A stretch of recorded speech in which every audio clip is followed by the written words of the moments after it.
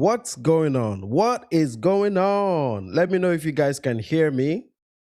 Let me know how we sound, please. And then if we are clear, we will proceed. All right. Let me know. Let me know. I'm counting on you guys for that feedback. So let me know.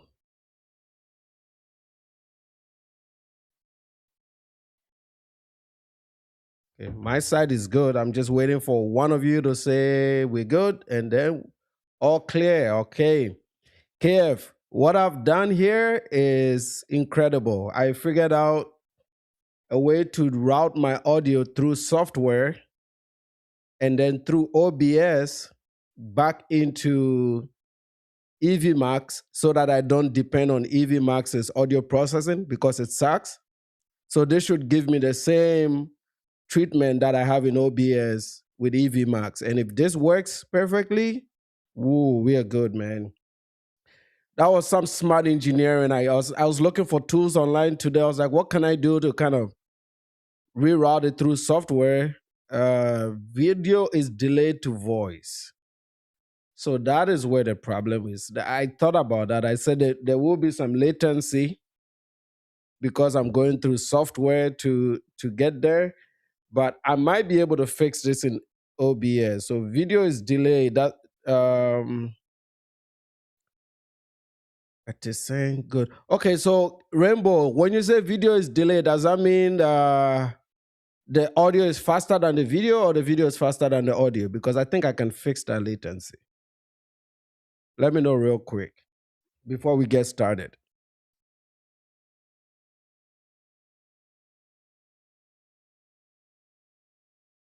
I'm waiting for you there, Rainbow the God. Let me know. Let me know if there's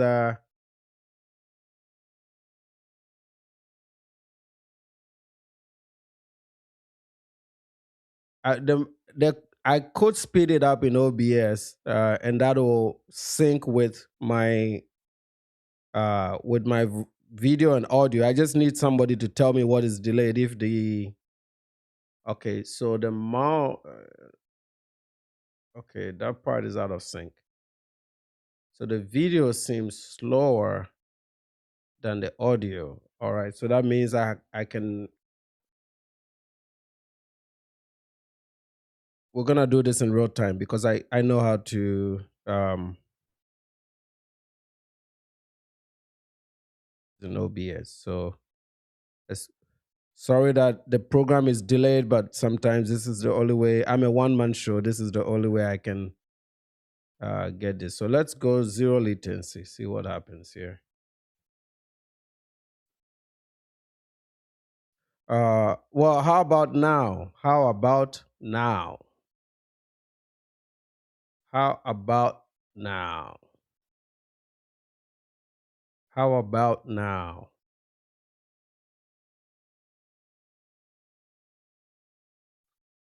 Voice is faster than video. Okay. Voice is faster than video. It's better. Okay, so Rainbow the God says it's better. Well, I did make a change.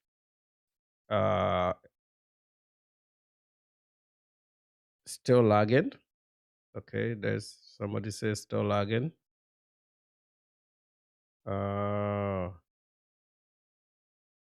Lagging but a bit better, so I can get over here.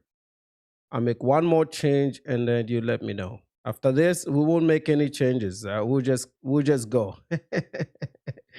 So let's go to negatives here. Let's go to negative 100. All right. How about now? How about now? How about now? Oh yeah. How about now, man?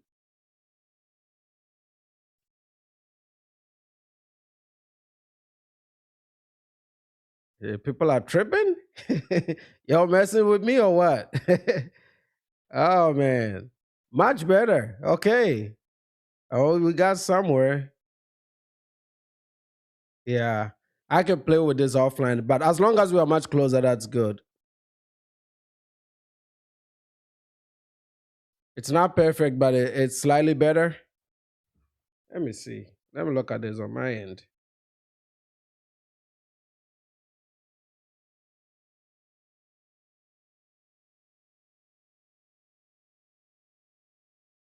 Yeah, the sound is definitely gonna be good, but I knew I had to. I'm gonna have some sync issues. I just need to.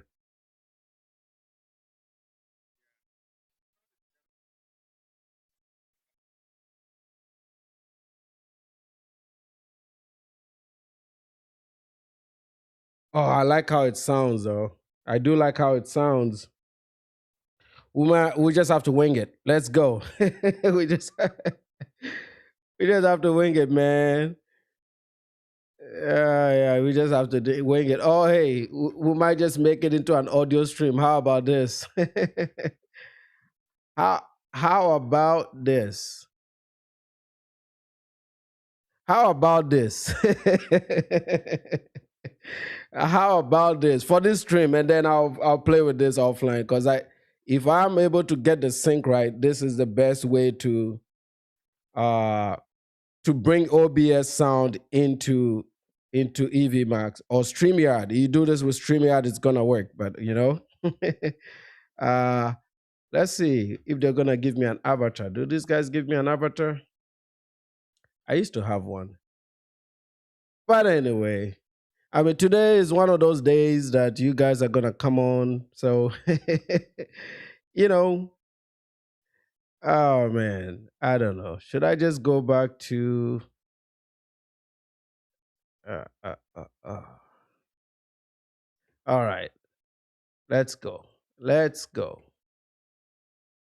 Let's go. So, let me pull up my screen. Let's get started. Let's get started. All right. So, I will start with our good friend David Smith. There is a video here of our boy Austin. Because mine was one. Let me add some context to it. So it looks like this was the last live stream of Auston Holleman. They went to some restaurant in Malaysia where he says it's much cheaper. And this was his reaction when he got a $70 bill. So let's go. How was that $70? Because mine was 110, and then I had a smoothie, and then the water, and then your 2 Long Islands. It makes sense. The smoothie and the water cost that much? Yeah. What the fuck? Fucking water and smoothies like $15. Yeah. The smoothie only 19 ringgit. Yeah. The smoothie is. Smoothie is 19 ringgit and water is 3 ringgit. What the fuck? How much does it say the smoothie is? I mean, I guess. I guess so. My water was 3. Your water was $20. Yeah, my long. Your water was 14. 110 is $26 or 27, let's say. Mine is 24. So yeah, that would put it at $51. $51 was the alcohol, and I had remember I just said I was like, oh, the drinks went to that. I didn't think water in a fucking smoothie was gonna cost $20. That means You felt bad because you didn't even get a tip. 2 bottles of water in a smoothie costs just as much as a Long Island. What the fuck? That's crazy as hell.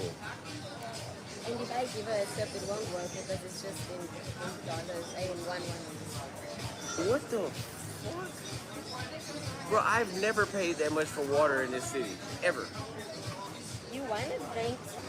They said, imagine being a woman and your man complaining about water after we leave our dad's house and move out of the country. Yeah. The niggas that So what, you guys? yeah, no, that's Just that the ones American who like mentality that. shit. That's that American shit. I told you in America we gotta waste your money culture. Like just spend all your money. That's the you cool if you spend all your money. And it's not like he complains about it every single time. I penny pinch. That way I have extra money. Motherfuckers that go around just spending money don't have money. Oh, it's true. Always Yeah, true. yeah, no, the people that's always outside, oh, that ain't nothing, that. Before you know it, you be like, hey, let's go buy a new DJI Pocket 4. Oh, you don't have $400. But you always buying fucking Ciroc.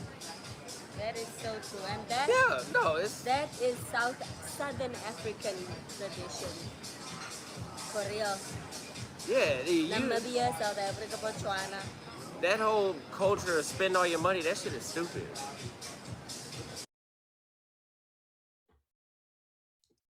So your man went to. Oh, my volume is that low. Your man went to Africa to get himself a boar. You guys know what a boar is? Huh? Your man went to Africa to get himself a boar, man.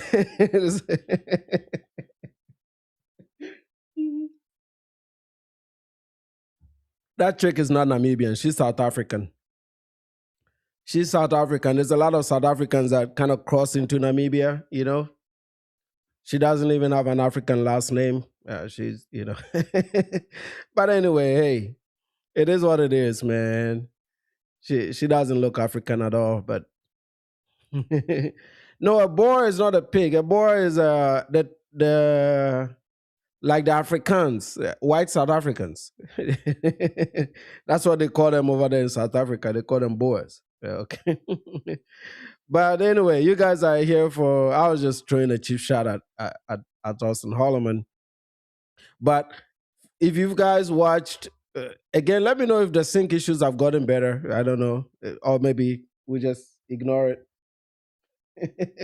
Ignore it for this live stream. But this is the video that I wanted to show you guys today. Let me fix my crop here a little bit.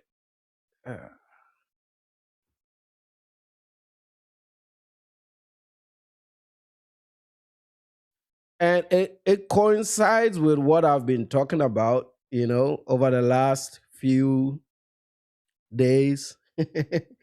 That so I heard from Super Slide today that Oshay handpicked Auston Holleman to lead the Passport Bros. Like this was a guy he was gonna help through YouTube to get Austin the bag. But I feel like Austin didn't really sit down to learn YouTube. He got money very fast earlier on because these incels were just putting money in his pocket. So he didn't take the time out to learn the technology, to learn YouTube, to really plan for this long term. And he's having to plan as he goes, right? He's trying to learn YouTube on the fly. And he's been doing this for way too long, but I can see that the way he does YouTube is anything to get the money, and he doesn't really care about the product, right? So Oshay is trying to save Auston Holleman's career. You know, Oshay is trying to save Auston Holleman's career. This is what is going on. And Oshay is aware of all the things that has been happening around Auston Holleman over the past 3 weeks. I mean, he's seen everything. Salute to you, Traveling Speducator. I'm going to greet you guys here in a bit. So Oshay is aware of what is going on with Auston Holleman. And the problem here is that they are both flawed. So I don't see a way you can get any kind of support from, you know, from Oshay. And they are both refugees in Africa, right? These guys are both refugees in Africa. So it feels like Oshay is really trying to help Auston Holleman by doing this collaboration because look at the timing, right? The timing is suspect. Why now? I mean, they've both been in Africa all these months.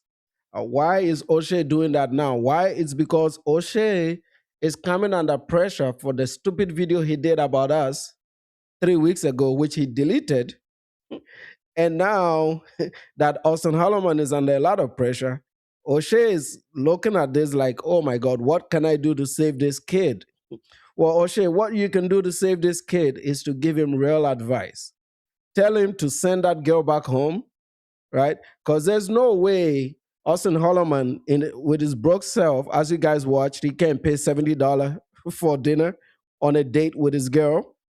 There's no way Auston Holleman can do this with a woman at the same time.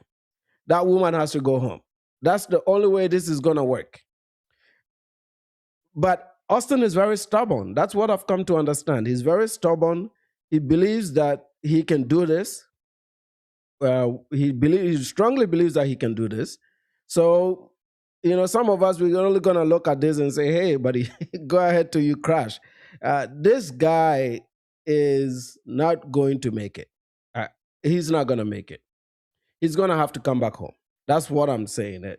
And the way this happens is for the guys that are giving him money to finally look at this and say, hey, I may not like some of the things Nana talks about, but maybe I can help save Auston Holleman. The way you save Auston Holleman is you stop giving him money. Okay? If you stop giving Auston Holleman money, he's going to realize that the woman has to go home, and then he would have to come back to the US and start working. Because the economy is tight. I mean, you can't be ebegging all your way. It's not a good way to live right now. Just so ebegging. I don't know, man. So anyway, Oshay did. It feels like I'm clipping. Let me know if it's too loud. I see that I'm clipping here a bit, but I'm gonna turn it down. So Oshay, I am clipping for sure. All right. So Oshay is did a one-on-one with Auston Holleman, but he never mentioned the scam. He's only talking about Austin leaving Nairobi. Well, I was like, dude, what about the scam? Why didn't you talk about the scam? Let's play a little bit of this. Okay? KF say you don't hear me clipping, so that's good. Let's play a little bit of this. Let me get that speed off. Nairobi, Kenya, or my second country in Africa.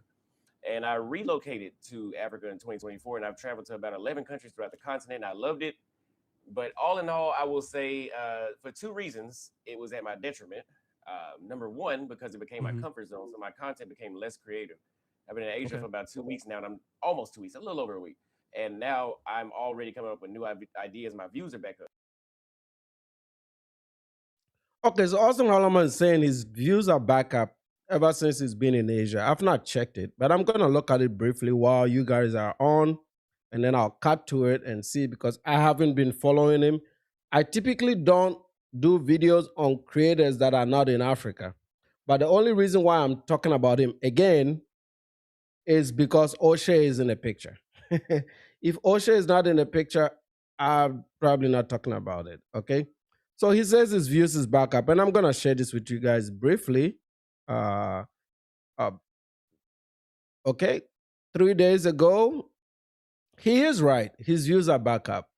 And it's probably because of the topics. But not all his views are back up. So let's see.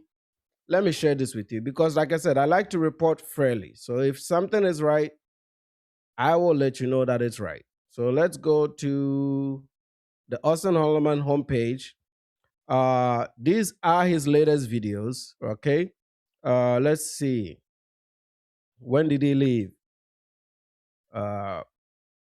So every once in a while, he'll get about that 20,000 views. He did get this in Nairobi, so that's 20,000 views. That's good. That was in Nairobi. But his reaction videos are just about the same, 3.7. That's still really underperforming. Remember, for his channel side, he needs 16,000 views to hit his 10% mark.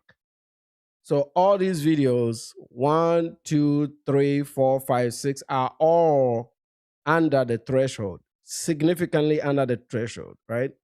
So I don't think his views just magically changed because he traveled. The topics changed. Okay. For example, this topic of I am leaving Kenya, a lot of people reacted to this because it's big news. He's leaving Kenya after promoting it for so long, right?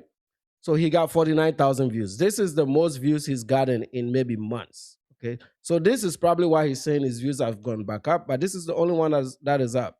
The other ones, his reaction videos, as you can see, 3,200, 5,600, 1,300 in 8 days. So this is not exactly true. But his last two videos have done well. These last two did well, where he's our new life starts now. So okay, the girl in the thumbnail, nicer thumbnail. Um, so it's gone up because the content, these two contents, this one is an outlier because he's leaving, so it's a big deal. This one is the first follow up to the he's leaving, so that is why algorithmically a lot of his old guys came back to watch it. But following that, the last 2 days, the views are still just about what he used to get, which was right about that 10,000 per video mark. So it's not, you can make this claim based on two videos, but he has gotten two videos that have done pretty well and beaten his threshold. So maybe he's figured something out algorithmically that may help him moving forward.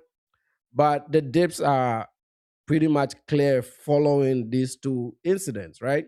So unless he comes up with another I am moving back to Kenya video, I don't see I don't see the algorithm really favoring him.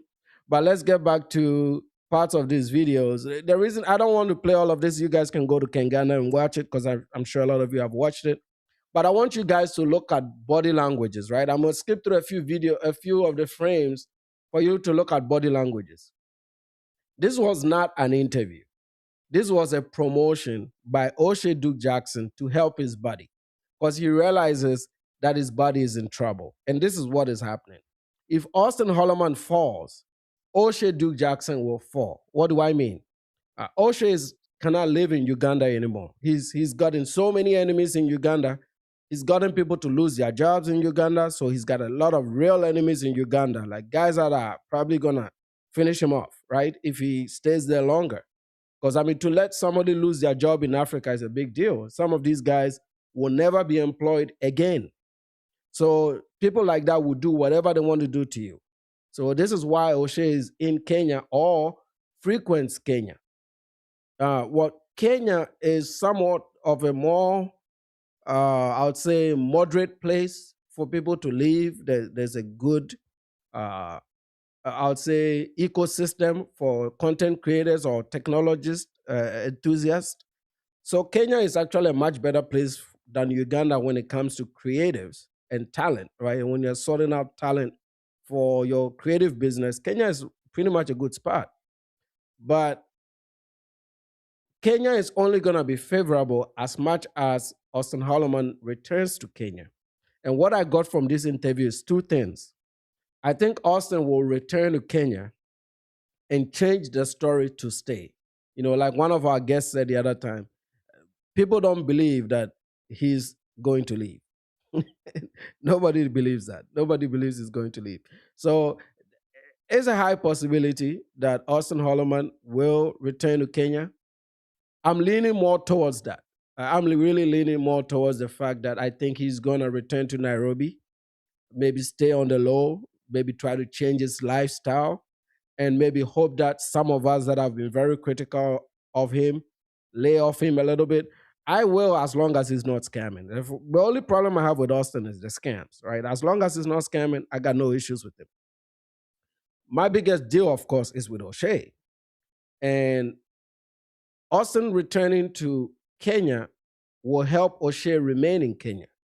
But if Auston fails, that will put a lot of pressure on Oshay to leave. Oshay is going to feel like a loner because right now, those videos he just made about Africans, if you've noticed, his last few videos, he's trying to move away from that because he's picking up real enemies in Africa.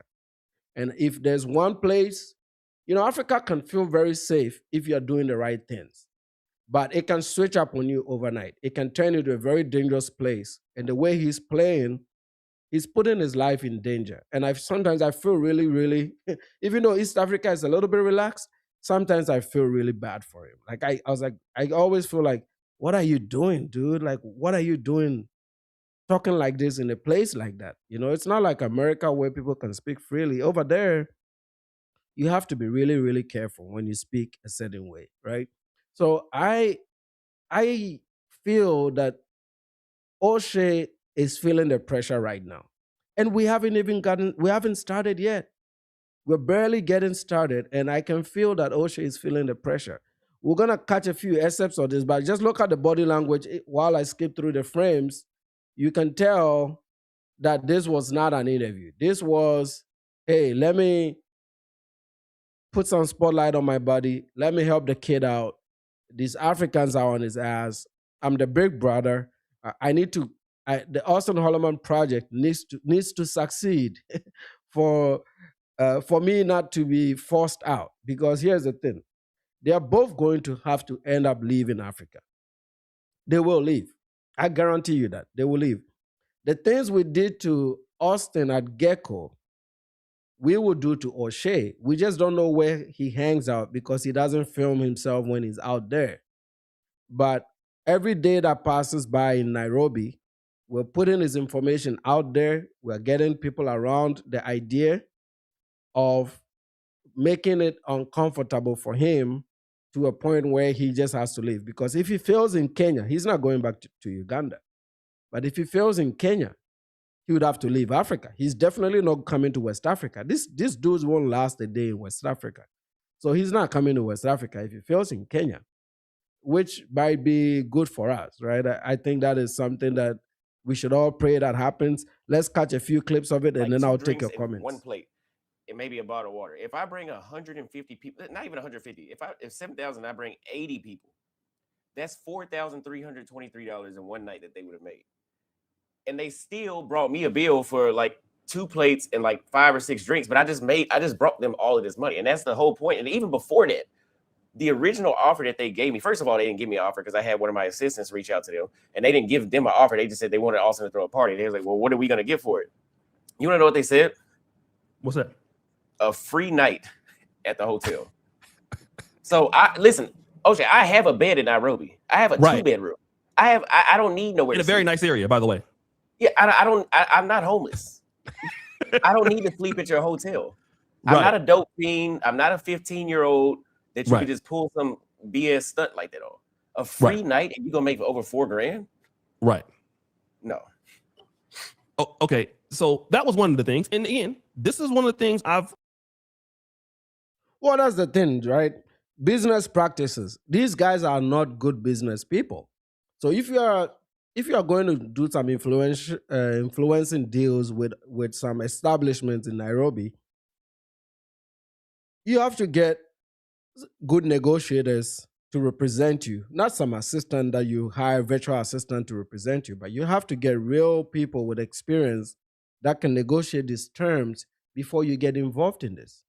That means that the establishment doesn't really take you seriously because there are influencers. I mean, we got musicians, Shatawale, Stoneboy, Burna Boy. You think those guys do shows in Africa for free? No, they don't. Burna Boy and Davido, they charge $100 in Africa to go to shows. $100. So one, you have to earn, you have to draw the money, bring the money in, and you have to have the reputation that attracts a certain clientele. And these guys are over there dusting it up, talking ghetto. So these establishments really don't take them. They think they are supposed to be respected just because they have American passports. What they don't realize is that when we go home from the diaspora, we also have American passports, right? And we are locals. Even though we have lived abroad, we are still locals. So we can negotiate better. We can speak the local languages. We have better connections and better networks. And this is what their frustration is. They think that when they show up there, all these guys are going to be in love with the fact that they come from America and they're going to get all these nice perks that maybe say a Muzungu will get, or a black African that lives overseas when he returns home would get. And that is one of their frustrations. And I understand it, It's time to wrap it up, boys. I keep saying that. Time to wrap it up. Africa is not conducive for you. You don't need to bash it. Just say, hey, I can't film in Nairobi because they don't want me to film over there. uh, the culture is different. I can't vibe with the African culture, so I'm coming back home. You don't need to be all negative. Oshay is walking a fine line here because he knows that Kenya is also fed up with them right now, right? It's not just Auston Holleman. I'm hearing, I don't know if this is true. KF, let me know in the chat. But I'm hearing that they're changing the visa rules for people that overstay. They're going to charge you a few more dollars. And they're doing it because of these same passport bros that are going to Nairobi, right? So I'm hoping that Kenya will change a few things in the next few days. We'll find out. We'll see. To be honest, I complain more than you on my channel, like all the time, about what's going on. But what are some of the other challenges that you were having besides, let's say establishing collaborations and partnerships? Was there anything that was happening, and not to expose anybody, but typically diaspora groups? So I'm saying this, right? Why is Auston Holleman all of a sudden having these problems now? Why? So exactly 1 month ago, Auston Holleman wanted to start a school in Nairobi. Okay, so if he really wanted to start a school a month ago, did he not know about all these problems that he's talking about today? You see why I say these guys are all fraudulent people? Why did he want to start a school there? Starting a school there means you're starting a business there and you're going to live there, right? Because you're doing a business. Or, am I getting something wrong here? You're starting a school, that means you're starting a business. That means you have a long-term plan to stay there. If I'm not gonna live in America, I won't start a business here, right? If you're starting a business on the ground in Nairobi, that means you have plans to live in Nairobi. So if he had plans to live in Nairobi, why the hell was he? Is he saying all these challenges that he's having after we expose the scam? See, he's wanting to leave now because we put so much pressure on his precious project to raise $50,000 so he can live his best life. He's never apologized for the theft. Oshay interviewed this fool for 47 minutes, and he never once mentioned the allegations and the scam. At least mention it. To his credit, LT at least asked about it. He asked, even though he didn't follow up. That's another dummy. Gave like a cheap ass interview. He presented himself. I'm talking about LT now, that idiot in Canada. I used to cut him some slack, but he presented himself as somebody that is objective in the middle. Okay, I don't mind if you take sides, but don't tell the whole world and make thumbnails that you're about to react to a video and you're going to be objective. And you're going to be the arbiter of these diaspora wars. And then when he got the opportunity, he just started sucking on Oshay Duke Jackson because they look at numbers. They don't look at the details of the discussions that we're having. They'll only give you that respect if they can get something directly from you because they are content creators. That is what they know, and that's what they want to do. So any disruptor in the space is a problem and a challenge to them. And he had a rare opportunity to really ask Oshay some real tough questions, and he didn't. He dropped the ball, completely sucked up to the dude, didn't do nothing, no pushback, maybe asked one question about this Auston Holleman thing, and Oshay was like, oh, we're going to talk about it offline. Then what is the point? So Oshay, you can talk about all these Black Americans that are scamming in Africa, T3 and all these guys you've made videos about. You made videos about Agaba because he was Ugandan. You made allegations about, you said Agaba scammed you $200,000. And when Agaba came on live, you admitted that it wasn't $200,000, that it wasn't even something that he got from you directly. You lied on the dude, and you're still going around lying on this dude, and it's not true. Destroying people's lives just because you couldn't get your way. Now you have a friend of yours who you consider a brother, who is scamming your own community.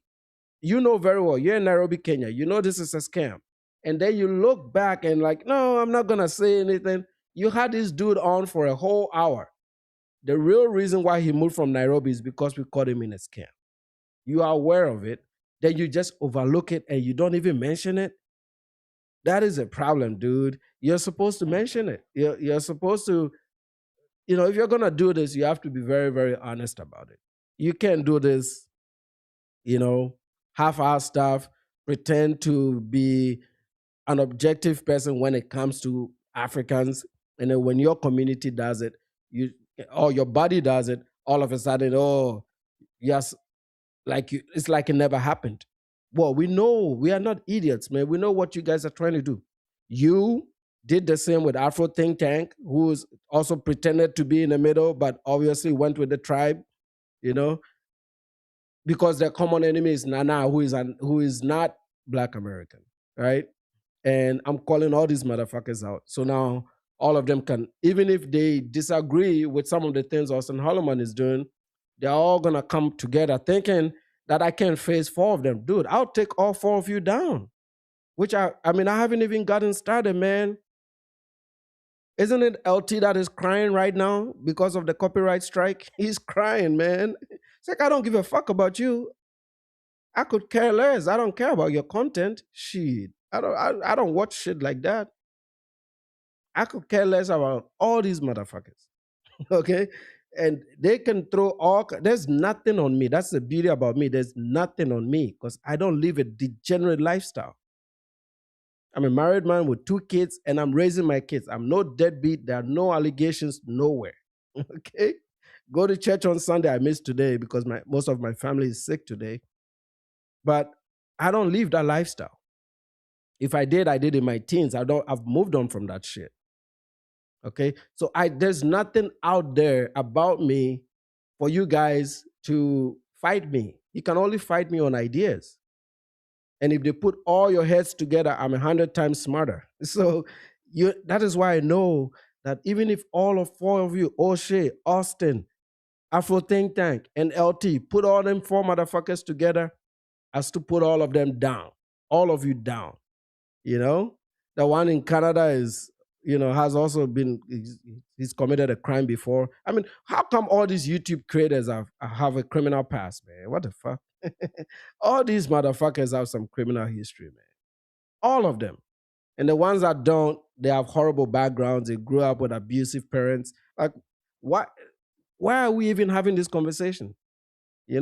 He's leaving Africa because we caught him in a scam and we put pressure on him. We got him out of Gecko. It has nothing to do with African loyalty or tribalism.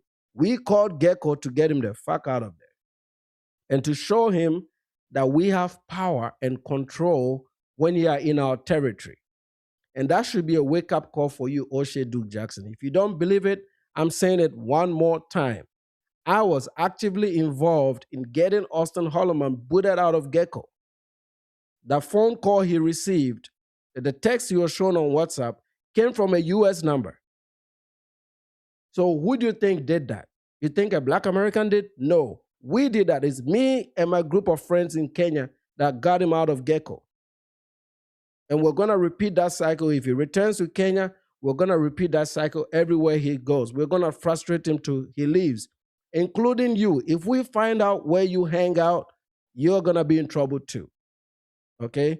We're going to put a lot of pressure on you. And all these videos of you are going to start dropping, There's some allegations. This is alleged. There are some allegations of abusing some boys. We don't know how true that is. And I'm trying to get more information on that images of some little boys doing some sexual acts to you. I don't know how true that is. These are allegations, but we're going to get to the bottom of it, okay? I'm still doing my research on it. I'm trying to find all these girls that you had them on video so many years ago. I want to see what those encounters were. If you're going to speak, I know you want to put some money up. I'm going to put some money up too. But this is the work I'm doing on you, Oshay. And I think I will travel to Uganda because of this. That's how petty I am, bro. I will travel to Uganda, dine with Ugandans, with your image, going around Kampala like an idiot, asking if anybody has any information on you. Because there is information on you. It's just hidden because it's done in Africa. And all I need is one bombshell news. When I get one, you will be completely off in the YouTube streets because everybody's gonna know what a horrible human being you are and why you can't leave Africa. Talking all this bullshit about Africans. Those African women and men will speak when we finally approach them. Because I know you did some shit over there. I believe it. No, looking at those initial photos that you had over there, images, I will find them. You might want to start calling all those girls and forcing them to sign non-disclosure agreements and paying them some dollars. Because yes, I will spend the money. I'll spend a couple of thousands of dollars to fly to Kampala, stay there for a month, and investigate you. Like every walk, all your walking trace for the last 6 years, I'll be documenting it like an investigative researcher, whatever they call them, journalist, investigative journalist. That is the project that I'm going to take on before the end of this year.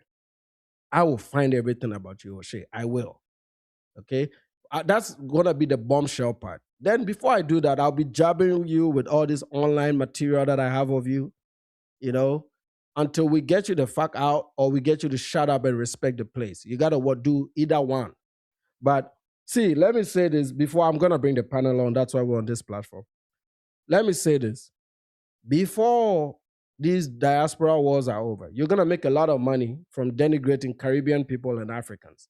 But before this ends, you would be so bloodied in the face by what I'll do to you. I'm not saying physical blood, but I'm saying you'll be bloody to the face that this will be the hardest grift you've ever been involved in. I mean, the gender wars was a lot easier. The ladies didn't really push back. You guys got tired. People got tired of your toxicity, and they stopped watching. But this one, because you're dealing with the Africans, this money won't be so easy to make because we're going to be on your necks every day, streaming about you, talking about you, researching you, talking to Africans, interviewing Africans that have had encounters with you. Eventually, we're going to put all your character on full display because I don't think you've acted fairly or in good spirit across the African continent. You've done some debauchery over there, and it's all going to come out. They will speak. I know Africans. When I show up there, they will speak. I'm one of them. And if I tell them what this project is about, they will speak. And everybody will know who exactly you are. So keep on going on because I'm very committed to this, man. I'm committed so much to taking you down that you have no idea. So this little lightweight interview you did with Auston Holleman, it's nothing. Okay. Now let me greet you guys and take your comments. Let me greet you and take your comments. Let's see where we at. Okay, you're talking about boss. Salute to Hans Sexton. Long time listener, first time chatter. Welcome to the show. 106 in the house. Salute. Kung Fu Fanta says, Nana. That's what I said before. He invited Austin to Africa. Salute to Jada. Thanks for that support. Thank you. I hope you're doing well. Refugees in Africa, they sure are, man. Salute to Roberto, says he collected $1,000 for the barber school. That fundraiser is still up. We're gonna check it. And now he's left the country, which I don't think he left the country. I think he's gonna come back. Okay, I really do. I think he's gonna come back. Okay. I did an interview with Books Worldwide, so y'all need to check him out. He's been a long time listener of me. He wanted to talk to me about some of my takes in this diaspora wars and if I should maybe tone down some of the things. So it was quite an interesting personal exchange. So if you guys are interested in watching it, go ahead, go over there, show him some love, man. He says, send Austin home. Salute to you, Paul. Is it Pauli? He says he's going to. I heard he said he's going to Brazil. Kev, you said you don't hear clipping. I did turn it down a little bit, but yeah, I'm very sensitive about about audio. So I could care less about video. I did really invest in a very good the Insta360 Link 2 webcam, which is really, really good. So I'm usually not concerned about video, but I'm very, very sensitive when it comes to the audio. And we'll get this sync right, man. We're going to get it right. Let me know if the sync is doing well. Let's see. is underperforming. Salute to you, Nigerian Jesus lover. Okay, okay. Austin looks high. No, I think he's stressed, bro. I think I think he's stressed. Too much liquor, man. uh, don't even worry about it. That's a funny name. The big cheese is in the house. The big cheese, man. Hey, when are you gonna get your fleeing refugees in Africa to come home, man? We are all Americans. Let him come back home. We got so much opportunities here. The big cheese, peas and light. Your names are long, man. You need to put some caps in this then. Peace and light life. Oshay wants it to be unsafe for Africans living in other countries. Yeah, but like I said, I don't think Oshay believes in the diaspora war stuff. None of these guys do. Even Phil, maybe only Tariq does, but the other dudes, I don't think they do. This is now a moneymaker. I look at the analytics of all the guys that are involved in this.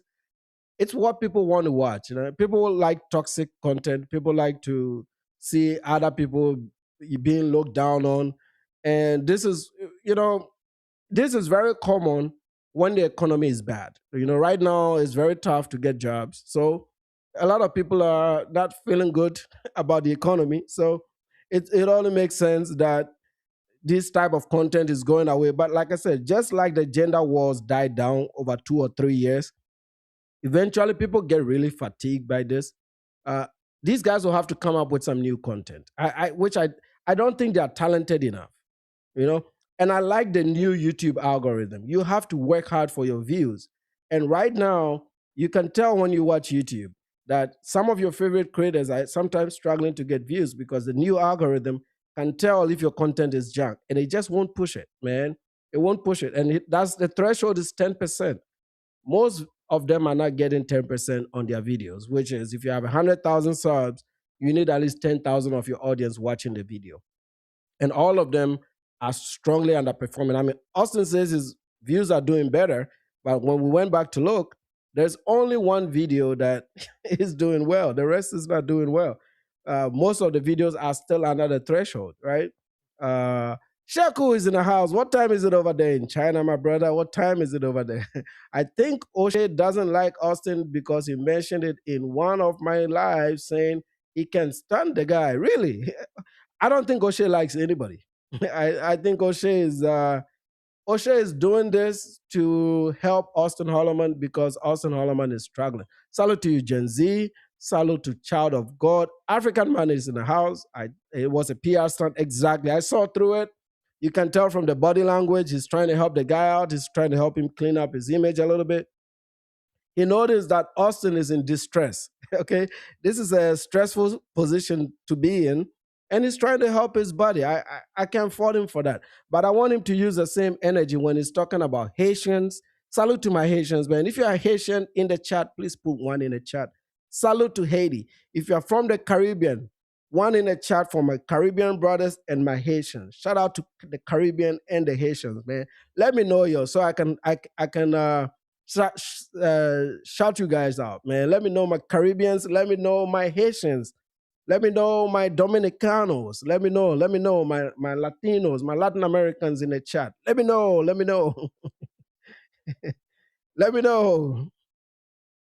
Is this Jada? Like Jada again is saying they want to be treated like Beyonce without Beyonce status or money. Yes. Oshay has some money, but Oshay has some money, but Austin doesn't. I mean, Austin. Did you guys see that video? Let me play it again, man. For those of you that just joined, all right? For those of you that just joined, let's see. This is what is happening with these guys, man.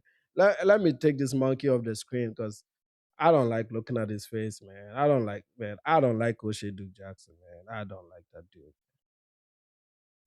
I don't like Oshay. The day he leaves Africa, man, I can even stop YouTube if he leaves Africa. I like Oshay is the reason why I started making videos, opposing on the opposing side of the diaspora was. It's solely because of him. So if you're a Black American that you're mad at me, send that to Oshay because Oshay is the reason why I changed my content. I used to just talk about these PP boys in foreign countries acting a fool, right? And then I saw Oshay disrespecting my people. Then I was like, okay, all right. So let's do 2 videos from Dave, because Dave has some videos. Help build Kenya's first diaspora. Okay. I know some of y'all study my life so closely and y'all want to know the latest update because some of these guys would die without seeing Austin and Z's chronicles around the world. So we're back out here in Kuala Lumpur, Malaysia, sitting in the nice sun with our shades on, with a Honolulu flower in our hair. And we are enjoying ourselves. So if you want to dedicate any live streams to this, go right ahead. Here, take a thumbnail shot right there. Go. Let's give him a thumbnail shot. Come on. Okay. All right, yeah, thumbnail shot right there. Yeah. So we just got our tickets to the next country. Z is actually a digital nomad. Yeah. And you know, we are so blessed to be out here in Asia right now. We are living our best lives, enjoying the great people here in Malaysia. They have some great people out here. Yeah, they do have nice Very, people, very yeah. friendly people. I mean, I thought... Hey, isn't this the same dude that was dissing Malaysians because they stole his laptop, that laptop scam that he did? And can you imagine being a guy that sends your GoFundMe money, your Cash Apps, and this man is over there living a life that you can never live? You're sitting in the US, driving truck, busting your ass, working blue collar to the core, then you're sending your dollars to this guy.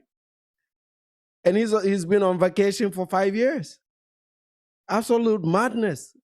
And he's gotten this girl to quit her job to be a digital nomad, aka YouTuber, with 3,000 subs that she's gotten not out of merit, but out of connections to Auston Holleman, like a referral, right? Sending traffic to Z.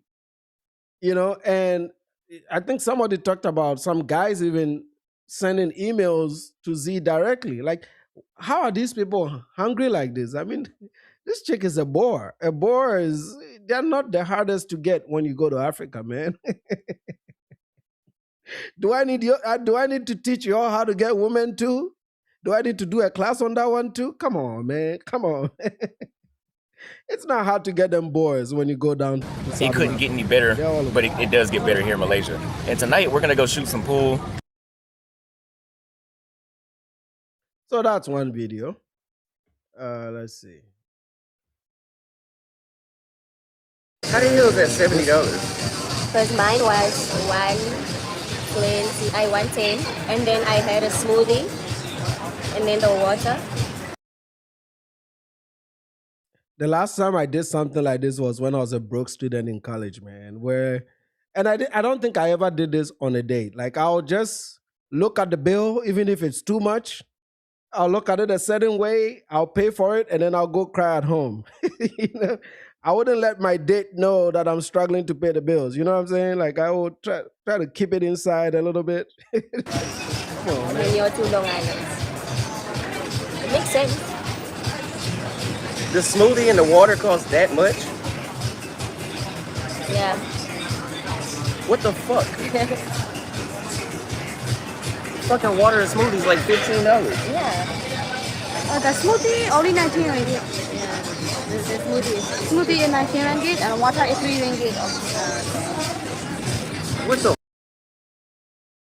This is a very expensive way to create content, right? You're buying 2 air tickets. She's doing YouTube videos. I don't even know if she's monetized. You're doing YouTube videos, pretty much the same content. You're filming this type of content together. Long 8-hour live streams where you get maybe $50 in super chats, $60. On a good day, maybe $100, right? But then you have to still wait 30 days for YouTube to pay you. It's once a month. And then when they pay you, you have to pay for hotels. You have to always eat out because you're traveling. Now you have to feed a second person. And you constantly have to change destinations to make the content interesting to people. This type of travel content was very good during COVID when people were more interested in traveling and seeing the other parts of the world. Right now, the economy is tight. So somebody that is very strategic about business and actually does business research before they strategize are all business strategy, You have to know when to pivot, right?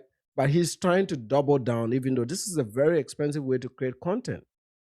If you look at creators like Ace and even Wademaya, all of them, their views are down a little bit. You know, it's not easy like that. I mean, they're not getting the 2 million views they used to get. They will occasionally, if they do like a banging story, but for the most part, most of their views are like, even Wademaya, 400,000, 300,000. So their views have dropped significantly because people are now watching a lot of this content, and there's a lot of content saturation. I mean, in this same travel space, you have Pab. Pab is interesting, man, on Folkname. You know, you got Pab. Pab is a force to reckon with, man. People don't know. See, when I watch these creators, I could be a critic of them. I can hate what they do, but I can also look at them and measure them in terms of how consistent they are, the quality of their platform itself, the engagement of their audiences, and the entertainment value that comes with a creator like Pab. And I hate to say this, but if you're going to measure all these guys that do this travel content nowadays, Pab I think, has the upper hand on all these guys. He's literally taking subscribers away from all these. He's taking views away from all these guys, you know, and he's an idiot, but he also has his limits, right? He doesn't do a Jirello, right? He does his own stupid stuff, but it's usually I don't even know how to describe the dude, but like I said, you can watch Pab stream for 2 hours and not turn it off. It's hard to watch Auston Holleman for 2 hours and not turn it off. You come in and out, right? So he's got a lot of competition when it comes to the guys that are traveling and creating content. He would have to pivot away from this. And I don't think he has the only time he would do it is if he crashes completely. If he completely falls off, not getting views, then yeah, but even Ace and the other guy, Checking Effect, their views are down a little bit. Lord somehow, but he keeps it PG. So I really don't see an upside for Auston Holleman. I think his time is up, you know. Channel growth is a thing too. Like he's struggling to grow the channel. He's sat at that 161,000 mark for almost a year now. It's not growing fast enough. It's not getting the engagement that he needs. I have a feeling that what he's doing, he's gonna have to crash and eventually send this girl home. I give them 6 months, bro. This chick will have to go home. Maximum 6 months. You know, unless, of course, like I said, his views are up. So unless the AdSense kicks in to the point where he can do that. But you can make the same amount of money just sitting on the couch, creating content and not traveling and spending money on hotels, food. You know, dude over here struggling to pay $70 bill. And because he knows that he has to go and live stream for 8 hours to get that money back. That's a lot of money. How much does it say this movie? I mean, I guess I guess so. My water was $3. Your water was $20. Yeah, my long Your water was $14. 110 is $26 or 27, let's say. Mine is 24. This is so embarrassing, man. I will never be doing this in front of no woman. I will never do it. I'll put it on a credit card, and if I don't have the money in debit, I'll put it on a credit card and go cry at home. You know, the old days where you take a chick on a date and she don't holler at you back, but then you spend $300 at a 5-star restaurant. You're like, okay. Next time it's gonna be a coffee date, right? You cry inside. I'm like, you know what? Next time it's gonna be a coffee date, right? And you just keep trying. But you take your girl out on a date because she knows what is in the bank account. You see, look at the face, right? She can tell what is in the bank account. She knows this is not good. So yeah, that would put it at $51. $51 was the alcohol, and I had remember I just said I was like, oh, the drinks went to that. I didn't think water in a fucking smoothie was gonna cost $20.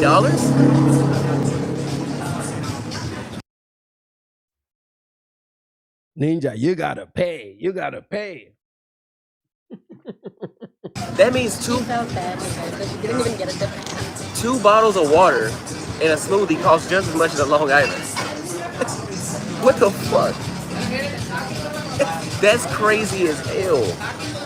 And if I give her a tip, it won't work because it's just in $20. In $1. What the fuck? Bro, I've never paid that much for water in this city, ever.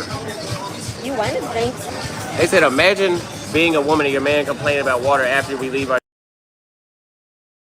Exactly. And he's gonna take offense to it and make it sound like people that talk the way the person is talking means that they are not they are like what do you call these people? Impulsive buyers, or they are not frugal enough.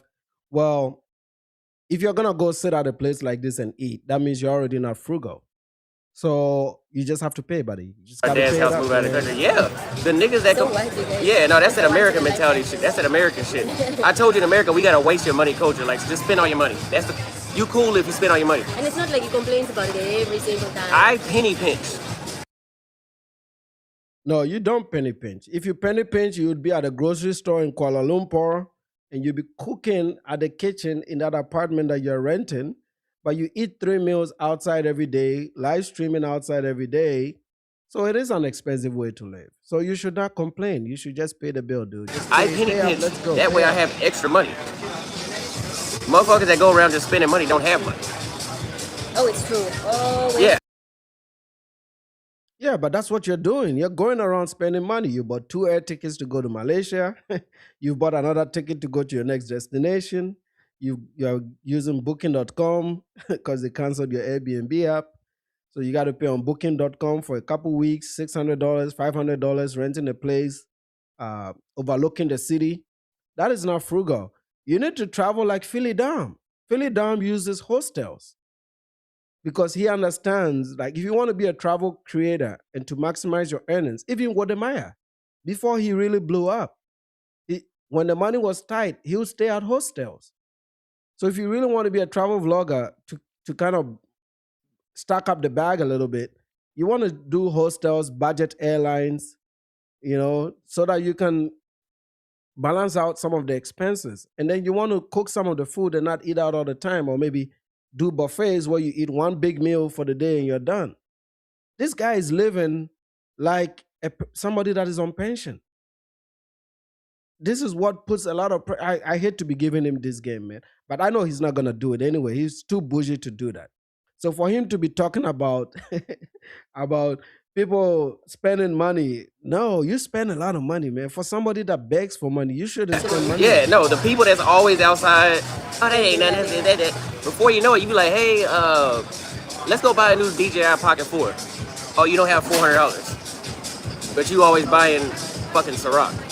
that is so true. And that, Yeah, no, it's. that is Southern African tradition. For real. Yeah, Namibia, South Africa, Botswana.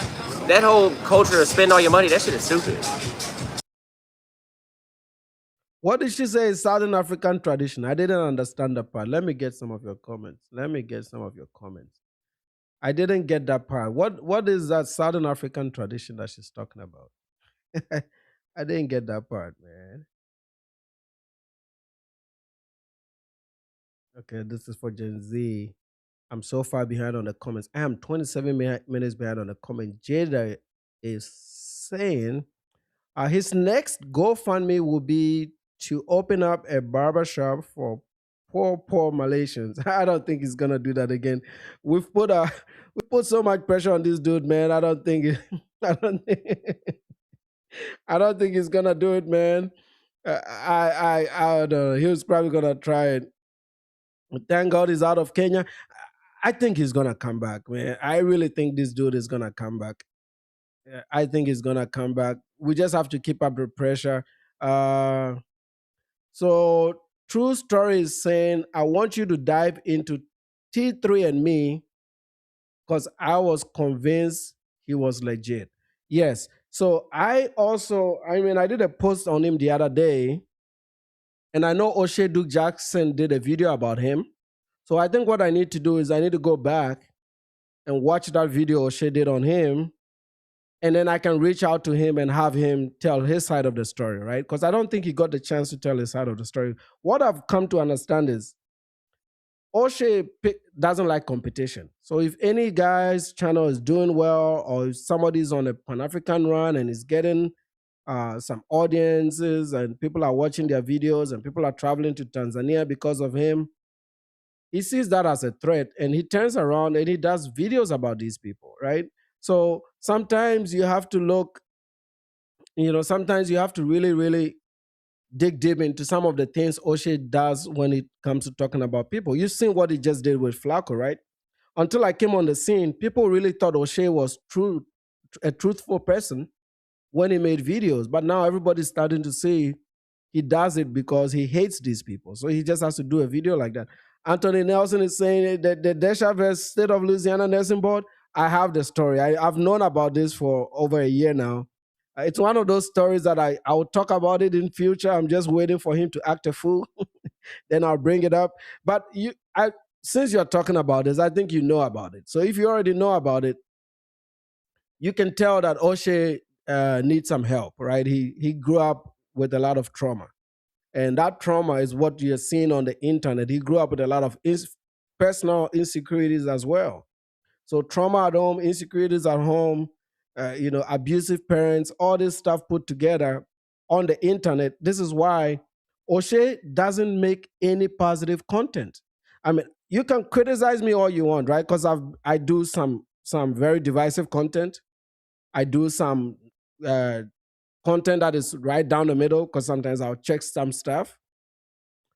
But I also have a lot of good content that is not divisive, that is just straight down the middle content. It's just regular content. Oshay Duke Jackson has over 1,000 videos on YouTube, and all of them are toxic. There's not even a single video that is positive. That should tell you a lot about the person, right? Not a single video that is positive. All his videos are toxic. That should tell you exactly who this person is, man. He's a horrible, horrible human being. Horrible, horrible, man. You think Tariq is being paid to push this? No, I don't think he's being paid. Nobody takes him seriously. His other YouTube channel is demonetized. He's relying on a smaller channel to get going. Salute to you, Kobe. He's relying on a smaller channel to get going. And those ones are not getting views. His views are dropping off. We're going to do videos 7:54 in China. Okay. And I think it's Monday over there.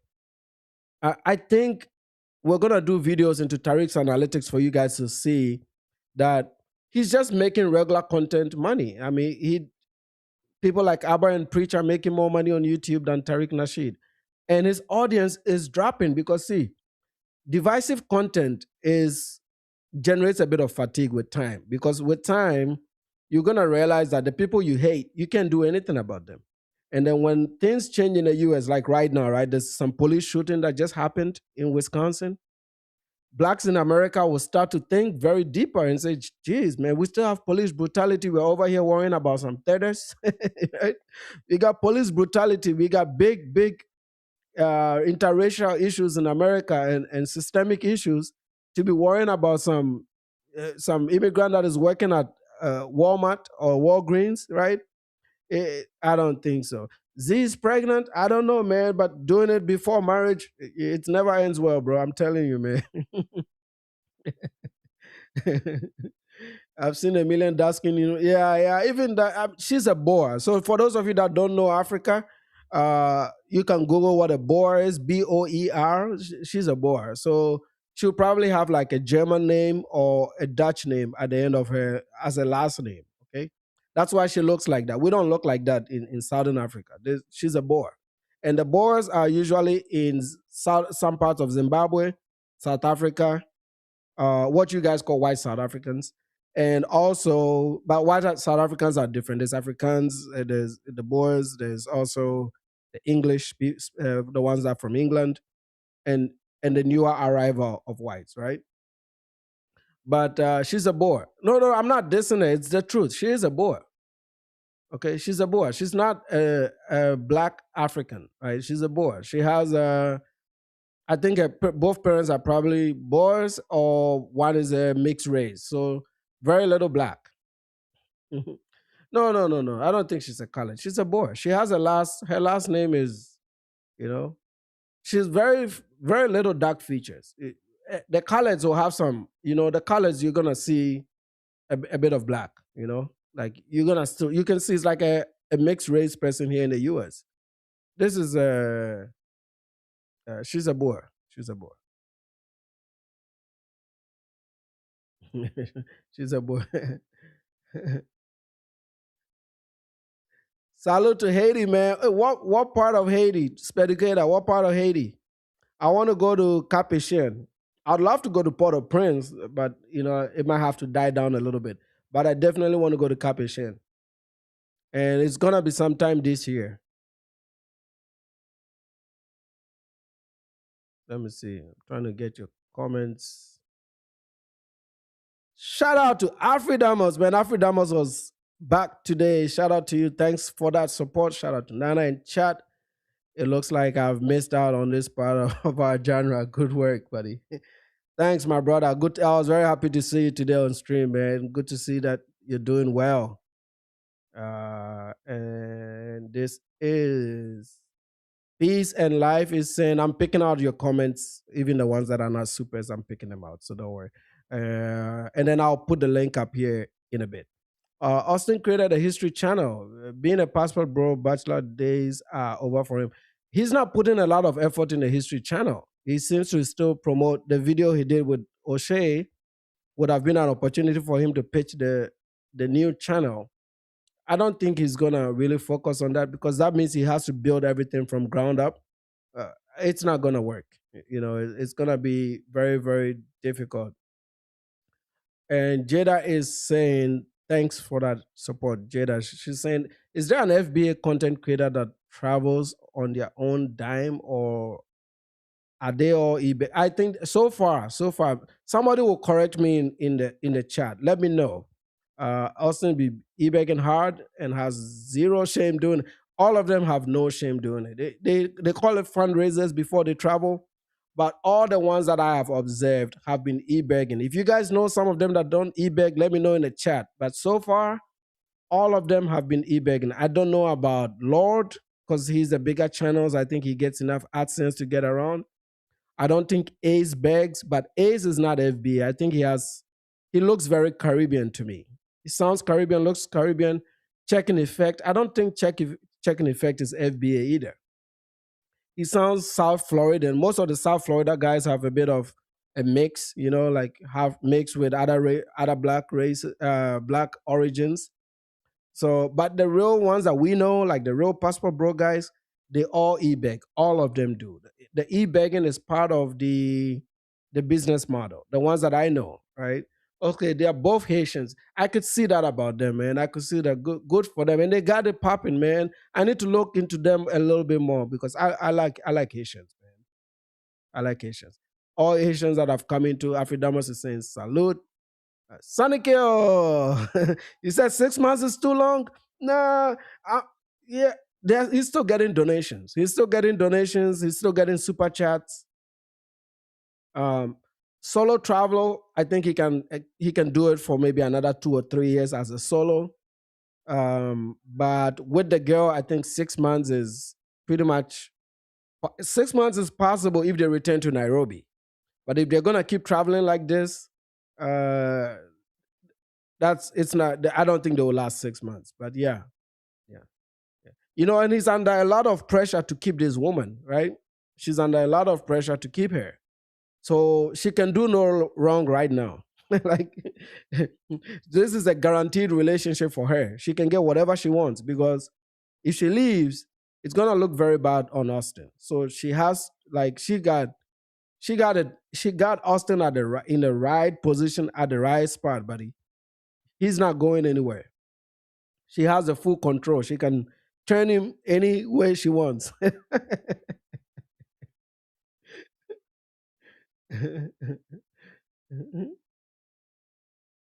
You're asking if you can afford a $300 date. I don't know. Like if you guys send it in, you know when they say send it in. If you send it in, I think he can afford that, right? If you send it in, I'm doing better. I'm really catching up on the comments, man. I was a little bit behind, but I'm catching up. I want to get as many non-super chat comments as possible. Okay, especially the ones that keep it simple. Politics is saying Austin will end up physically abusing Z. He already verbally and racially abused her. Oh, I didn't know about that. But, like I said, a lot of this is about how they grew up. So it's very possible. And also, do you have a thumbnail of Z? Boy, you guys go harder than me, man. You got a thumbnail of Z. Let me put that up again. That's crazy. Who was that? That was politics. That's crazy, man. That's some nasty work, bro. You guys are worse than me. Y'all are worse than me.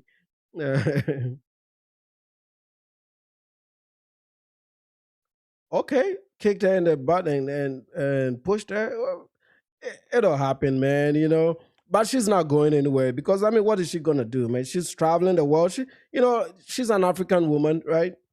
To get a guy to take you on trips and travel the world and see all these places, she can't do that with her own money. So she's gonna stick around a little bit. If she can grow a channel up to about 10,000 subs, doing about 100,000 views a month, $500 a month in Namibia, she can live very comfortably in Namibia. And there will be other Austin subscribers that have bigger money because she's seen the cash apps, she's seen the super chats. She knows those Austin incels that have more money. Eventually, when this relationship is over, she's gonna convert one of those incels to move to Africa and do like an underground relationship. I know how African women operate, man.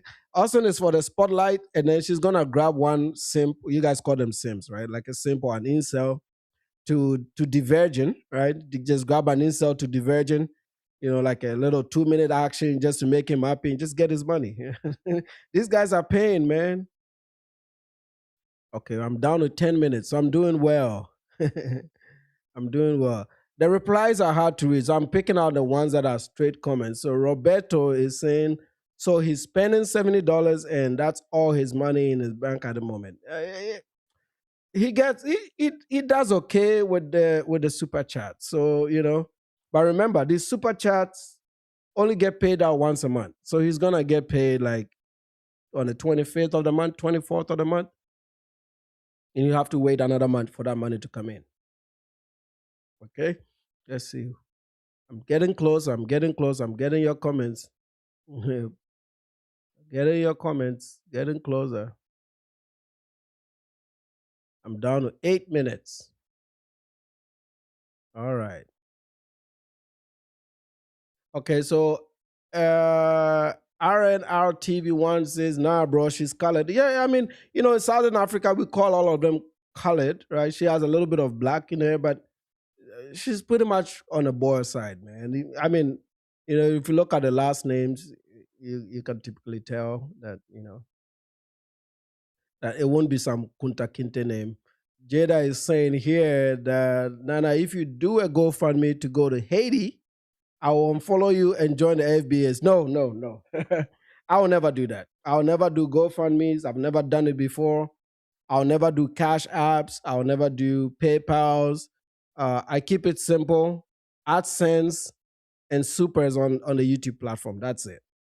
That's it. And even that, I still pick out pretty much a big chunk of all the comments that are in our super chat. So I encourage you to comment because for the most part, I will read your comments in the chat, right? I take breaks when I do streams like this. Then I go through all the comments and I catch up and I pick out the ones that are not replies because the replies means I have to go back and get the previous comments. But for those of you that are, salute to Toned. Austin isn't educated. What qualifies him to make a history channel? ChatGPT. ChatGPT. And I think this is a response to Ace and Ace Live and Check in Effect being both Haitians. Salute to Ace and Check. Salute to Traveling Speducator is in the house. I definitely need to go to Haiti this year for sure. Politics is saying Austin is playing the long game, just like a bisexual man. Austin thinks he can get into Z's family's financial status. That does she come from some money? Because I know a lot of the coloreds in Namibia tend to have a bit of money. Okay, so that'll be very interesting to know. It looks like maybe she can, the way she speaks sounds like she went to a good school. Relo has a new channel. I'm told he's about to get monetized. See, Relo is one of the he's a content creator that I think FBA should get him off the map and not allow him to be creating content. Stop funding him. Stop funding NYC the future. Like I said, I can deal with Pab. Pab is somebody that he's funny and he's not overly controversial. Like I don't think Pab would do some pedo stuff, right? Because he comes across like a street dude, and they typically don't do that. So maybe I'm cutting him too much of a slack. But if I have to pick between Jerello, NYC the future, and Pab, if I have to pick one of them to be sponsored and to create content, I think it's best for them to just support Pab instead. I just can't do Jerello, man. He's too much. He's too much of a problem. YouTube takes about 45% of super chat. I've really never looked at it, I've never really looked at it, but it is their platform. I see why some people do the cash apps, but my pushback on doing cash apps was it is not transparent. So if you send me money at 10 p.m. at night, none of my audience would know that I'm getting money from somebody. And I think that is not transparent enough, which can make you a little bit biased, right? And it's like, why are you sending me money when I haven't given you any product? If I'm streaming and you put it in, then you're supporting the stream. I get that. But when I'm sleeping and chilling in my bed, I don't want to receive any money for doing no work. You know what I'm saying? So this is why I don't. I know some creators use it, but this is why I just don't use it. I think it's not relevant. Let YouTube take whatever they want to take. It's their platform. Salute to Laughing Like Sagat. Sagat has been here since day one, man. The big bad rascal. Okay. Look at me. I am caught up on all your comments. Come on. Let's play this one out.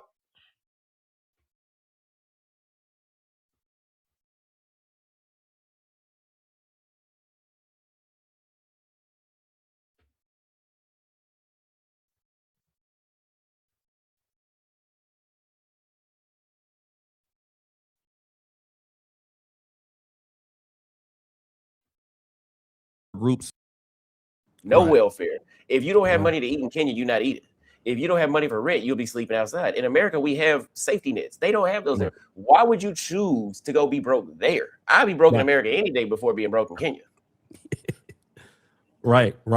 And people don't, and I know that the Nairobi community is shout out to Kia.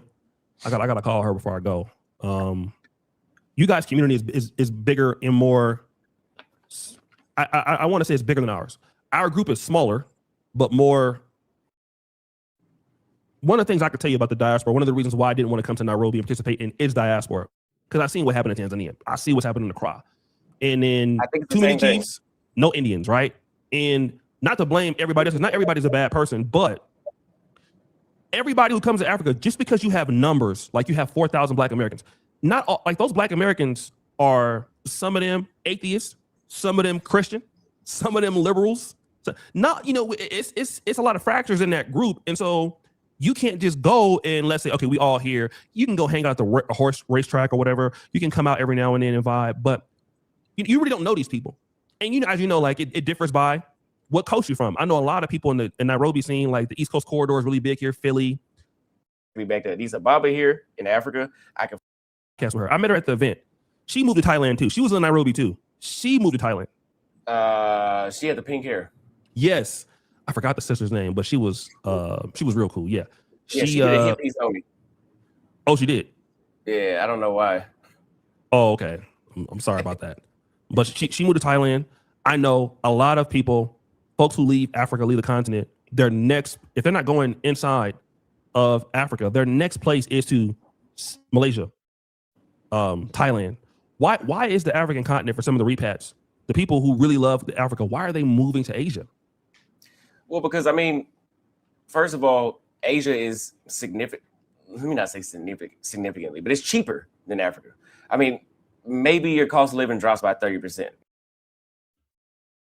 Bro, if you've left the United States, which is we all agree is expensive, not as expensive as Europe. Europe is the most expensive. Canada and Europe are the most expensive places that I've seen personally, right? And Australia and New Zealand are very expensive. So Canada, Australia, New Zealand, most of Western Europe, and the US. These are your most expensive like belts, right? You can pick out cities in Africa like Luanda that are expensive. But if you've already just moving to Africa by itself cuts your expenses by 50%. You know, I have a spreadsheet that I'm working with. I did the numbers there on if we move to Zambia, what it'll cost us uh, compared to what we're paying now. And I'm not done with it, but I'm literally gonna be saving about 80%. We can save one of our salaries all year, not even touch one of our salaries all year, and still have a lot of money left over. So that's how much money you save just even on housing alone, just a housing part. Like my housing goes down from, because like I said, we have property in Zambia, so my housing like, bill with utilities will go down from 7,000 a month in the US to roughly about $350 a month. That's damn near all my expenses right there. Like I'm done. And then private school. I mean, I still have to pay for private school over there, but it won't be as much as I pay here. It's probably like $10,000 a year. Over here, it's $22,000 a year, right? And my daughter is about to start going. So between the two kids, they give you a discount if you have two kids there. It's probably going to be about $35,000 a year if we do it here. Versus in Africa, it'd probably be like 15,000, 16,000 a year, right? So you save a whole lot of money. And these are single dudes. They got no kids, nothing to care about. They are not leaving Africa because of the expenses. How much cheaper do you want life to get?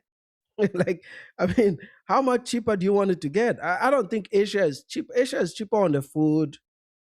The amenities are better. I give it to them. The amenities are better. Uh, I think the quality of life is much better. It's really developed for the most part. Africa is mostly developing depending on the cities that you pick and the countries that you go to. But these people are in Nairobi, Nairobi is a very functional city. So I still don't believe what they are talking about. But anyway, you guys heard a little bit of it. I don't think it was, I think this guy just tried to do him a solid. I got the link up for y'all to come on. Let's rock this for about 30 minutes. Link is in the chat, my friend. Happy Independence Day to Liberia. Yeah, what am I in Liberia today?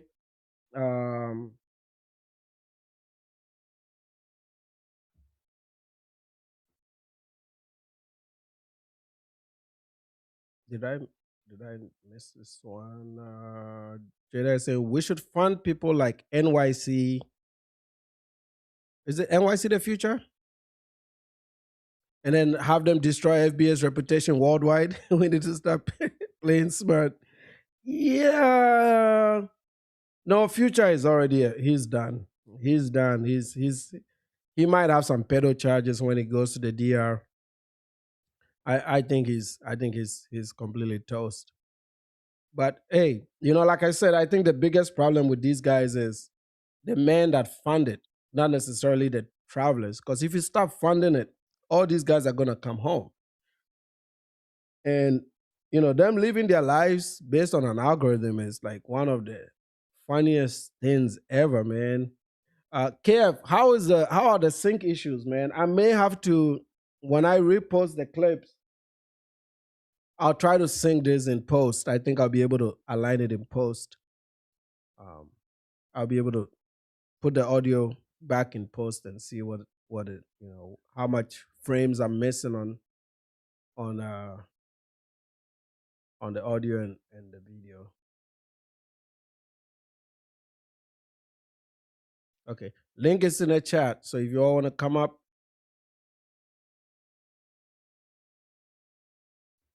I got it put up right there, highlighted for you to come up.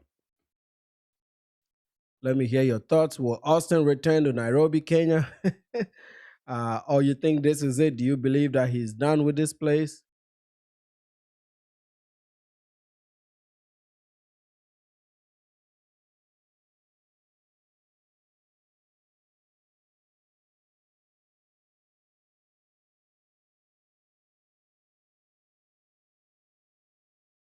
Yeah, if there are any latency issues, I'm gonna switch to my regular microphone. But let me know if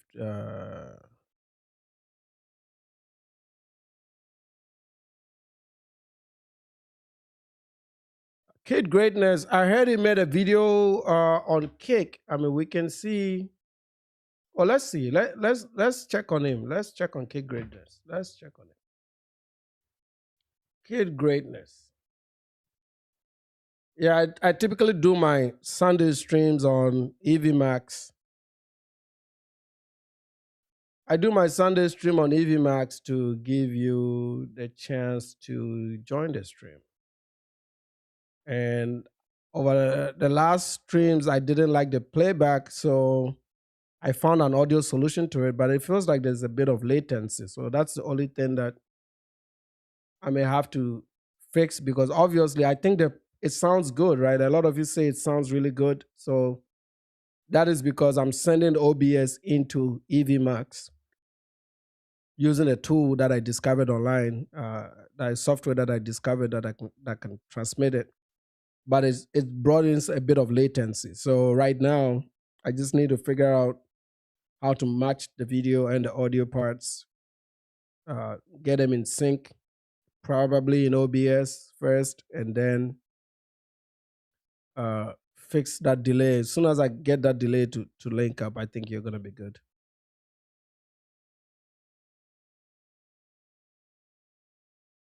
But yeah, you guys said the audio is coming in good, man. Let me know in the chat if your audio is still good. I know. So I don't know if you guys have noticed this, but this is something that I've observed with streamers. Streamers that have good audio quality tend to have hold their audience longer. Like if you go back and you look at your chart, you tend to have a more stable audience. Like they don't drop off quickly. When your audio starts to go in and out and it doesn't, like there's no compression and it doesn't sound good, most of the times, most of your viewers will drop off. So I always tell people, like, you always want to prioritize your audio. Spend as much money as you can on getting the right equipment for your audio. Once you get your audio right, get it configured right, the right compression. Some people just listen, right? Because they're driving, they are listening in. They just want to have that nice compression podcasty feel. So that's why we bought that solid state Logic. Okay, it was expensive, but it's good. And we went to Rode, and now we're trying to use OBS to send a little bit of audio treatment into this feed, and it feels like it's working pretty well. Okay, so let's get to Kid Greatness. Kid Greatness. Let's see if we can fast forward through this because it's a long video, man.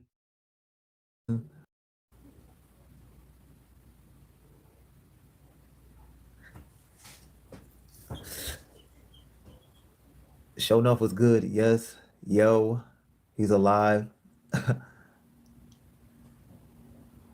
was asking also. You think Kid Greatness is gonna go to Kenya again, or is he just gonna be doing About bedroom you, how you live doing? streaming? Big ups, big ups. My ninja looked like an actor from the 80s and 90s. Big ups, man. Welcome back to YouTube. Appreciate it. The space can be toxic. I guess I'll start. People will come in and shit. But yeah, shout out to Sheldon. The stream is sponsored by Sheldon, the blind traveler. He has a YouTube channel. Everybody go check him out. Go check him out. He's a real one. All right. So let's get into that first room with oh God. Since I've been gone, there have been so many rumors about me. I haven't heard so much shit about me in a long time. And Bro, nobody be talking about you, man. Hey, what rumors have you guys heard about Kid Greatness, man? The last time we heard you were working in San Francisco at was it a McDonald's or DoorDash or some shit like that? Which is fine. I don't knock people's hustles, man. I don't think anybody was talking about kid The greatness. first rumor was that I died, which was absolutely stupid. I never heard that though. But that's horrible. If anybody would say that, knowing very well that Like, no, that which was retarded. And I'm gonna explain to you how I found out I died. I woke up one morning to my phone just blowing up, ringing, a bunch of texts. Like my phone was just going crazy. So I'm like, yo, what the hell is going on? Like, yo. So I get up, brush my teeth, wash my face. And I'm like, yo, I got like almost 100 missed calls, all this other shit. Then I open my messages, and then as I'm opening my messages, a message comes to like a thing. Like, I think it was like a Facebook post. It was like a Facebook post. And it says, what did that dumb shit say again? It said, I have sad news, Kid Greatness died, or some shit like that. I don't even know. It said Kid Greatness died. I'm going to be doing a live about it later on. And I'm like, yo, what the fuck is this? This shit is so fucking stupid. And then Austin called me. It's like, yo, what's up? What the fuck is going on? I'm like, I don't know what the fuck is going on. Apparently I died. Apparently I died. And niggas is about to do a live about it. But I take that as flattery. Like, that shit is flattery. Because the thing about that, people is, hold on. what's the other rumor? Nah. Like, I believe Sheldon even sent me something too. So everybody was sending me something. I appreciate it. I appreciate your concern. But I had to take a hiatus, and because I was really, really burned out. Like, I was tired, and I didn't realize I was tired. So that's why I took a break. Let me just go into the story now. So this all starts in Peru. But I think it started even before Peru. When I was in Nairobi, then going from the time in between Nairobi and then going to Peru. Wolfo, a real nigga is back on the internet. Yeah, shout out to you, Wolfo. Oh, then we got another super chat. Welcome back. Are you going back to Kenya? Yeah, I'm definitely going back to Kenya. I don't think I'm going back to Kenya right now, but I'm definitely going back to Kenya. But anyway, people want to know why. Thank you for the $5. The Bankster. But yeah, we will be returning back to Kenya. I know people hate Kenya, blah, blah, blah. Apparently, it seems like everybody want me to go back to Kenya now, which is ironic because when I was in Kenya, people didn't want me in Kenya. But shout out to you. Damn, I forgot what I was saying. Oh yeah. So the reason for the hiatus. When I was leaving Nairobi, coming back to Peru, and I think I took a couple-day break to spend some time with my family and shit like that. I noticed something. Now looking back, I noticed something. Like, I was kind of like addicted to going streaming, and it was not good. It was really not good. Like, it was good because I was super consistent. That's the most consistent I think I've been on social media in my entire life, was being on Kick every day, going live. But also, I was so consistent that I didn't take in consideration of like my mental health. And when I say my mental health, it's not like I've been on social media for a while. So it's not like people talking shit, blah, blah, blah. But I wasn't giving myself time to recuperate and shit. Like, I was literally, soft ass nigga, let's get you up out of here. Like, we not doing this. It's 2026. You up out of here. So anyway, and then without giving myself time to recuperate, because y'all gotta remember, I was live every day, every damn day, 6 hours to fucking 12 hours, sometimes 14 hours every day, with no days off. Sunday to Monday, every day. Sunday to Saturday, which was great. But once I got to Peru and I got back, I wasn't enjoying it. Like, y'all can see that whole Peru trip, I was kind of off. Like, y'all can see the energy was off. I wasn't super excited. The last video I saw you in Peru, I thought you had something happen to you. No. Y'all can see the energy was off. If you look at that video, like, my energy's down. So I'm like, I'm gonna just muscle through this shit, just keep it going. The first live I did in Peru, when I got on Kick and shit like that, dudes was complaining, oh, why you didn't go to Colombia? Why you didn't do this? And it's just something clicked. Like, I'm a type of person if some shit happens, like if I'm not feeling it, like even like I'm working, like I got a job or some shit, like I had a job. If a manager says some wrong shit to me at the wrong time, I'm gonna peace out. And I think y'all could probably notice that I kind of pieced out on the Peru trip. It didn't have the same energy of any of the other trips, the IRL trips. Like you didn't really see me really enjoying myself. You didn't really see me interacting with people like I usually interact with people. It was just kind of just like going through the motions type shit. So it was like really just going through the motions. And then when it came from like the Peru trip, and I was like, okay, where do I want to go to next? I went to DR. But even though when I went to DR, I already decided that I'm gonna go to the States, figure out where I want to go to next. But then like once I went to the States and shit, like I got to the States, I was like, fuck it, I don't feel like fucking streaming. Like that was like one of the first times I was like, yeah, I don't feel like turning this shit on. I don't want to turn this shit on. And then when I felt like I didn't want to turn the stream on, that shit went from like 1 week. Next week, I'm like, yeah, I still don't want to turn this shit on. Then 1 week turned into a fucking month. I don't want to turn this shit the fuck on. So I didn't turn the shit on. But then once I didn't turn the shit on, my peace of mind started to come back. I started to feel like, damn, fuck. This is what it feels like to be like normal. Because honestly, I felt like I was on the Truman Show. I don't know if y'all ever watched that old ass fucking movie from Jim Carrey. Like my life basically turned into the fucking Truman Show, which I don't mind. I don't mind being alive. I love hanging out with you guys, but the shit was really just pissing me the fuck off, and I needed a fucking break. And then, but this is not even to mention this motherfucker's blasting music as usual. There was a lot of shit going. Is that like a roommate? Does he have a roommate? Or that was pissing me off.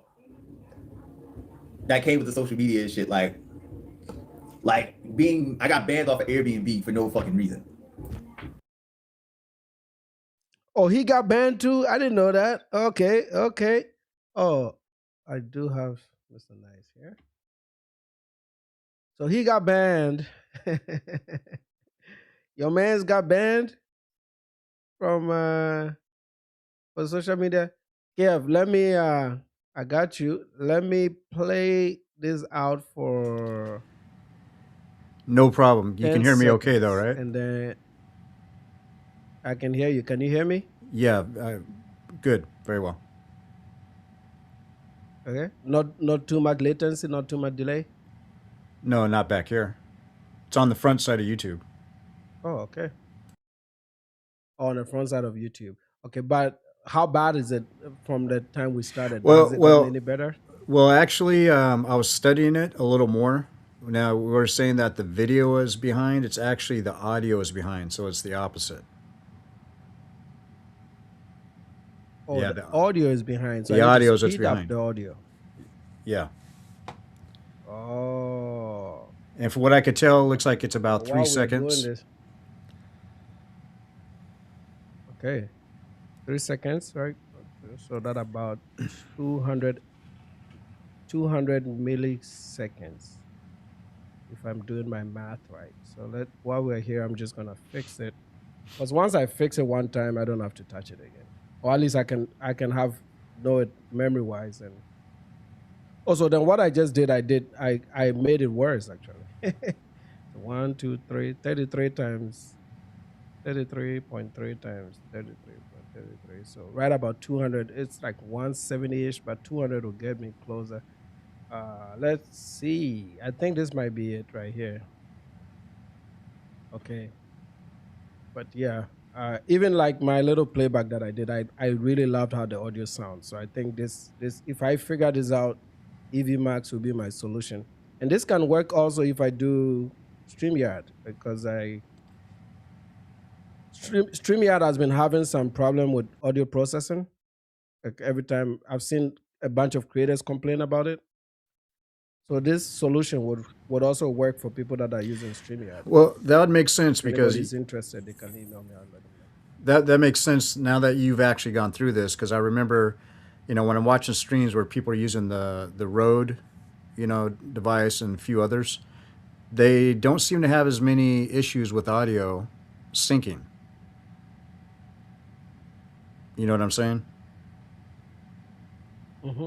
Yeah. So I think maybe you get in that. Now I forget what it's called, but the solid state. I think that's pretty much going to correct a lot of it, and probably using it with the software. But I am talking about StreamYard. These are the guys that are using StreamYard. Hardly anybody uses EVMux. Right. I wish these people gave us a lot more control on audio. So this kid greatness, did you know his Airbnb got banned as well as the the Hollemans? Yeah. I remember he was talking about it when Holleman was talking about it. I wonder how he got involved in this, because this had nothing to do with him, or he just got caught up in the Jerello mess. Well, you remember he was promoting on Kick, in Nairobi. That stuff. Oh, and by the way, he says in here, somebody asked him in the chat on this video something about him getting topped off, and he said, "I don't know what you're talking about."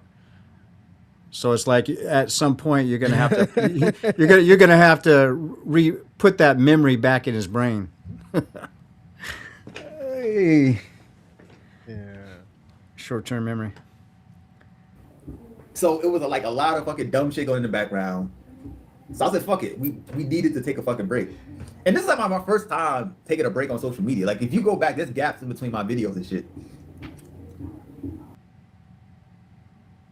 I'm getting some playback from you. Do you have like a noise suppression on? Let me check.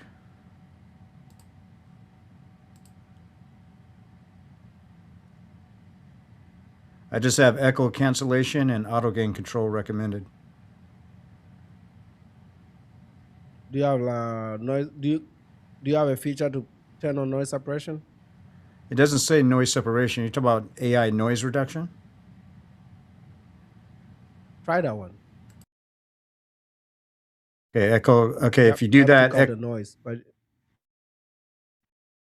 okay, so echo cancellation had to be turned off while I did that. Okay, it's probably the fan in the background. Yep. So it's background noise. Yeah, it's background noise, but as soon as you turn that on, it's perfect right now. That.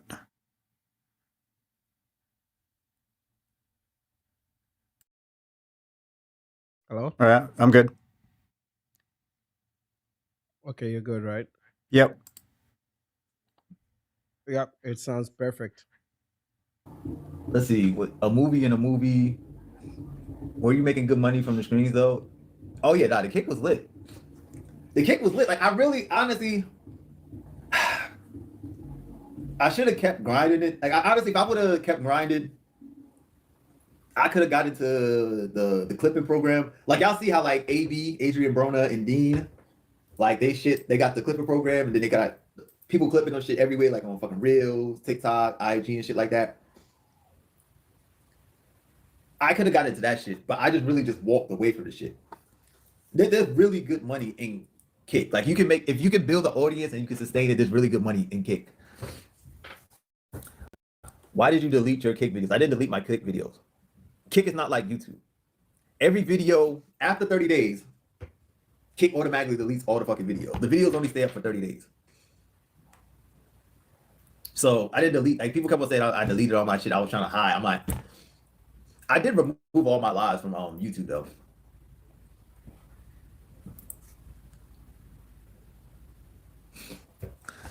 Your clips are not entertaining as Dean and Adrian. It's just more low key chill. I mean, if I would have took those clips from, yes. And I'm also gonna be doing a lot more desktop. Like I already started streaming every day on Kick. So if you want to see the streams every day, kick.com/KGreatness is pinned. Somebody in the chat says Nana is probably happy. Nana is probably have a happy field day. You're back. I see politics in the chat. Welcome back. Then Osazo has been here before. So these are common, like most of the audience is typically the same people that, watch the same type of content. The algorithm sends it. So no, I mean, as long as he stays out of Nairobi, I don't think I have issues with him. Anyway, go ahead there, KF. I don't think there's much with him here. Yeah, I mean, I did watch the whole live stream. He just reiterated a couple times that he does plan to come back to Nairobi. He's looking for that so-called sweet spot to have a home base outside of New Jersey. So basically, he's out of his apartment in New Jersey right now, from what he says. But he's not necessarily saying that he's going to use Nairobi as that hub. It might be Malaysia, might be somewhere else. So he might join Austin in Malaysia. Who knows? But this video just basically just kind of explains that he was depressed when he was in Peru, and his whole energy was off and all that other stuff. So it's not really much to gain from this video, other than you should watch the whole thing, because he just repeats a couple things, but at least it lets you know what he's going to be up to. He is going to come back to Africa, according to him. He did say in here, though, he wants to visit West Africa, not necessarily the first countries, but he's thinking of Ghana and a couple other places. So be prepared for that. Yeah, yeah. I don't know if you'd want to do Ghana, man, because these guys are trying me, man. Kev, these guys are trying me. I want to be nice. I really want to be nice, but these guys. Well, The thing you have Gambler on. The thing is, let them go and see if they're going to do all right. And if they don't do all right, do what we got to do to get them out of there. Let them expose themselves. If they're going to expose themselves, let them record their crimes or their idiocies. That's right. Live Gambler. In your audio settings, turn on the AI noise suppression, and I think you should be good to go. And also let me know if you can hear us.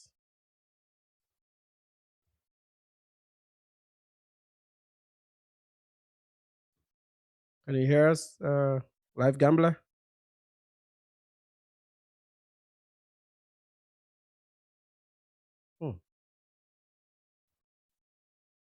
I did put him on this. Can y'all hear me? I can hear y'all I hope good. there's no latency. You can, right? Yes, sir. I can hear you. Okay. There's on your audio settings, turn on the noise suppression. It's gonna say AI noise suppression. Okay. Reduction. I just clicked it. All right, you should be good, man. Welcome to the show, brother. What's going on? What's going on? The floor is Can you yours, hear? bro. What you got for me? I've been Yeah, seeing you're loud and you're clear. KF, can you hear him? I've been seeing your content. Yeah, I can hear him. Yeah.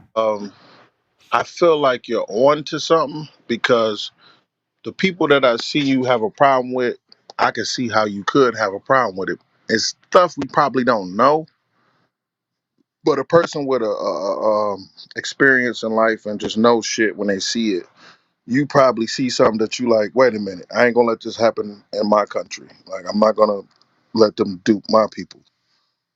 Now, I want to ask you something. You are an American, right?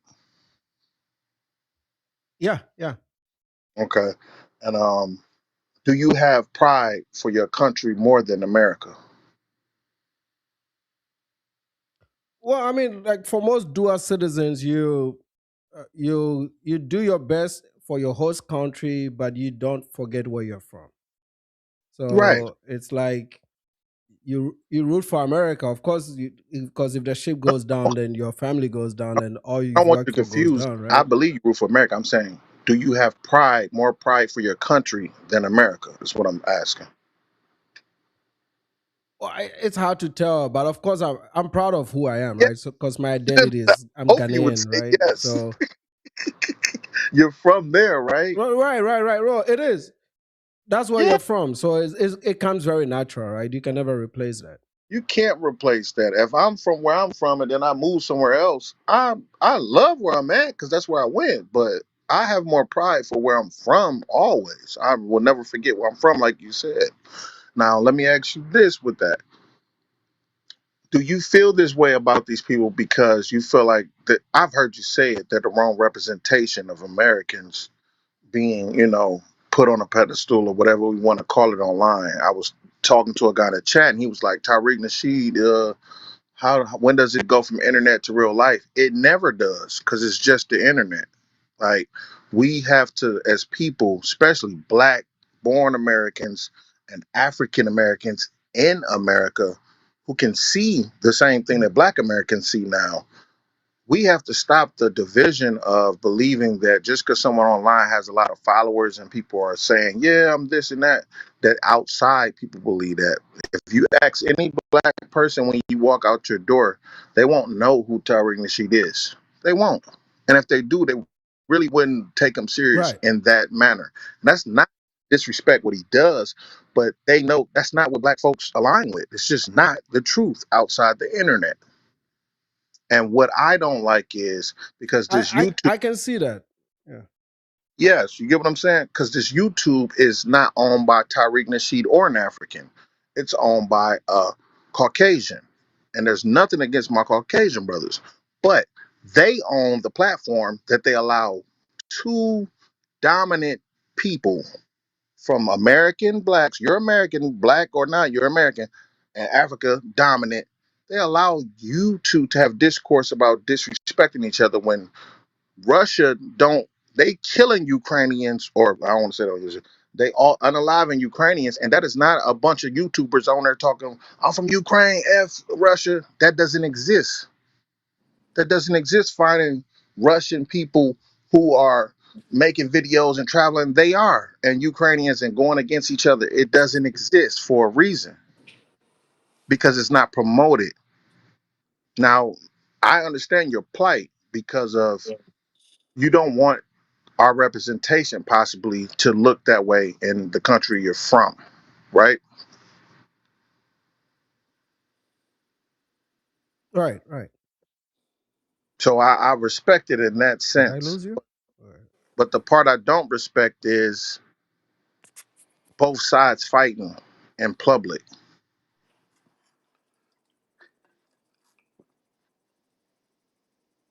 Can you hear Right. me? So let me ask you this though. Do you think? Yeah, I can hear you. Let me ask you this. Do you think? When do you think this dies out? Right.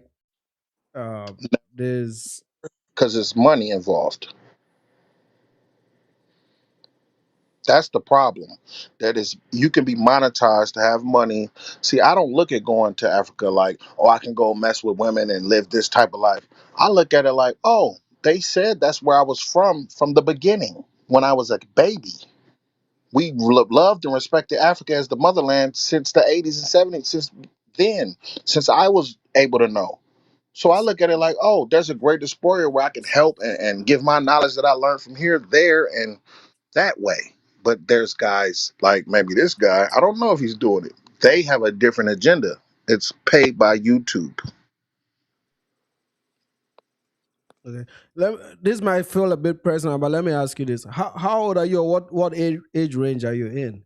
40. You don't have to.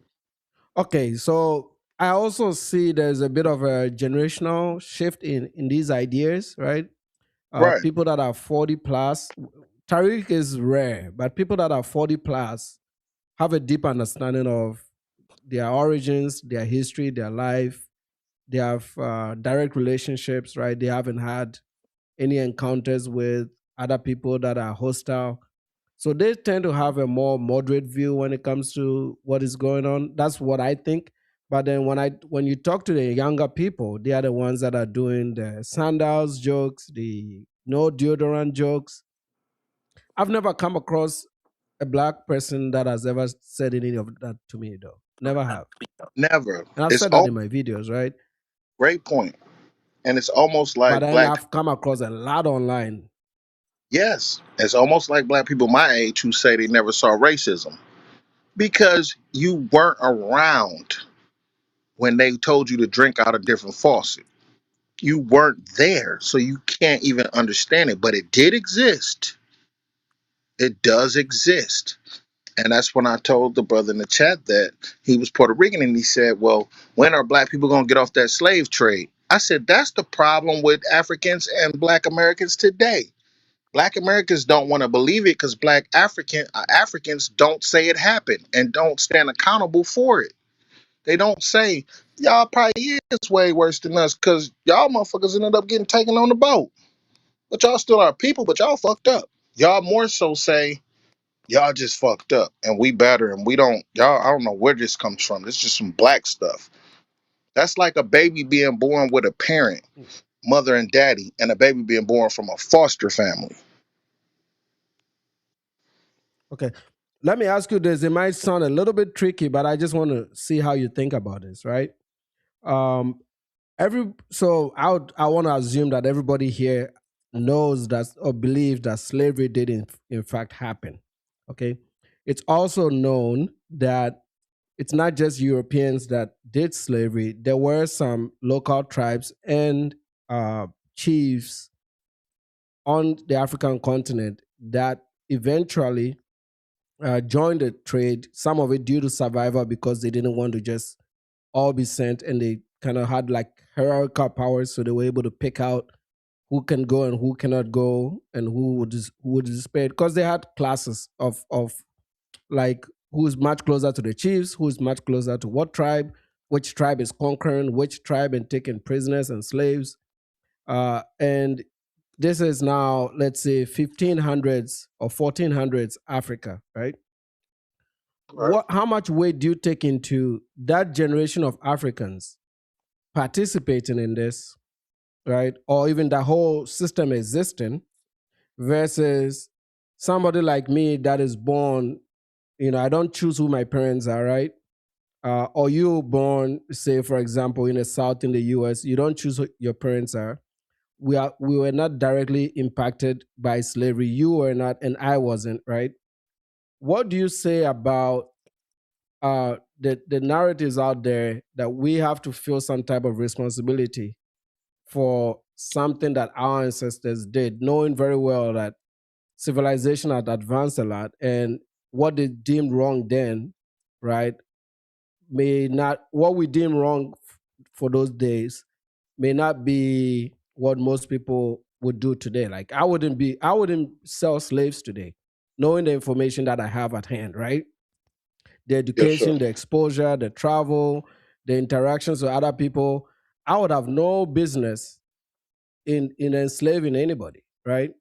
But do you think it's right for people to look at modern the black diaspora modern today and say, oh, I don't like these Africans because they sold us? I'm like, dude, I didn't pick my parents. I didn't, I had nothing to do with this. I just happened to be born in Africa, right? How much of that blame should be put on regular Africans that are just trying to survive today? That's a brilliant, very important question that needs to be heard and answered. And coming from a Black American place, this is going to be hard to say, but I'm going to explain it. 0% should an African born after it care to a certain extent. But it's just like saying what your mother and your father went through don't matter to you. So it can't be zero. Because if my mother went through this and her mother went through this, and this is how I got to be who I am, what they went through matter way more than what I think I'm going. So it's zero in a certain way, because that ain't got nothing to do with you. I can't judge you on that. I will never do that. But the lack of knowledge that you have for it, 100% is a problem. If you don't think it affects your future, if you don't think the kid you have today, if that kid goes make a bad decision, it will affect you and your family, even though they are not your generation. And maybe it might be the grandchild. Say, Nana, you made $1 billion company, gave it to your son, you passed, your son is running it for 10 years, and then the grandchildren marry the wrong person, and the whole family dies in the business that you made big. So it's zero personally. Like if we're out and we're personal, zero. No, you have nothing to do with that. I can't judge you like that. But to have the knowledge of it all of us should be knowledgeable of what happened to us before we came. Because, like you said, we didn't pick our parents, we didn't ask to be here, but we are a part of their story, if that makes sense. Yep. Yep. That is, yeah, yeah. I mean, I understand that. I think you're right about it, right? But and we learn about slavery in Ghana, right? I mean, that is the first visit for most Black Americans in Africa to discover what actually happened. So Ghanaians are very informed about it, and those impacts, because we were colonized after that, so those impacts are still felt in Africa today, right? I mean, we most of our states are only 50 years old, 60 years old, right? So Yeah. those impacts are felt, of course, not as heavy as it is here, because over here people got stripped of a lot more than we were, because there was just a lot more of us, and the conditions were a bit more hostile for Europeans to stay there. So a lot of them didn't really stick around like that. And They can were I say just governing from England, so I to don't mean speak. to cut you off. Go Can I ahead. say I think it plays more of a part to positivity of, okay, if this happened, hey guys, we all are actually doing all right for ourselves. We actually have knowledge, and we need to be doing some stuff together. You know what I'm saying? Like, I think that should play more of that role. If someone believes, and that's to say, if you believe in the slave trade, because you know you got a lot of Black Americans who don't believe it. Some of us don't believe that happened, and you know why I got to that point? Because that never happened in the '90s. Black folks was wearing dashikis and all that shit in the '90s. Black people loved Africa all through the '90s. You know why I got to this point? Because once Africans started to come to America, they started to look at blacks like, oh, you're this or you're that. And that's like going to Africa somewhere. Now, you wouldn't go in Africa. Certain neighborhoods, certain places where you're like, yeah, them niggas ain't shit.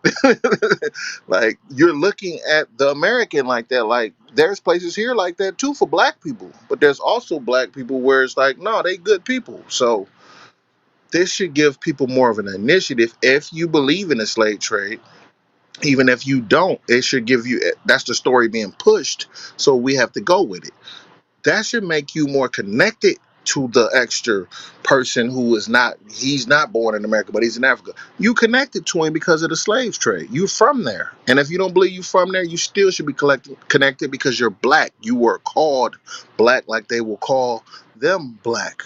So no matter how much we like to disconnect, I believe that it should make us more connected if we're knowledgeable. Instead of saying, my parents didn't do that. That's what white folks say. They be like, they ain't do it either. I know white people that ain't had nothing to do with slavery. I can't blame them. But you're still a part of that. And you should have something in your brain of knowledge that you studied to let you know your people was a part of it. And that's if you want to believe history. Right, right. I'm saying it, like I said, I don't think anybody's gonna dispute that, right? But I don't want to hold up that conversation too much. Let me bring on traveling speducator. Salute to you, brother. Salute to you, man. I've been meaning to talk to you a long time. Welcome to the show. I'll meet on. I What's going appreciate on, Nana? Hello? I do you, there's a noise suppression feature. Did you turn it on? Turn it on. Turn on your noise suppression.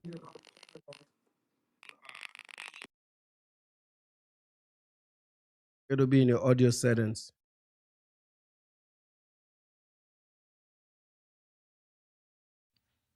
It's called AI noise reduction.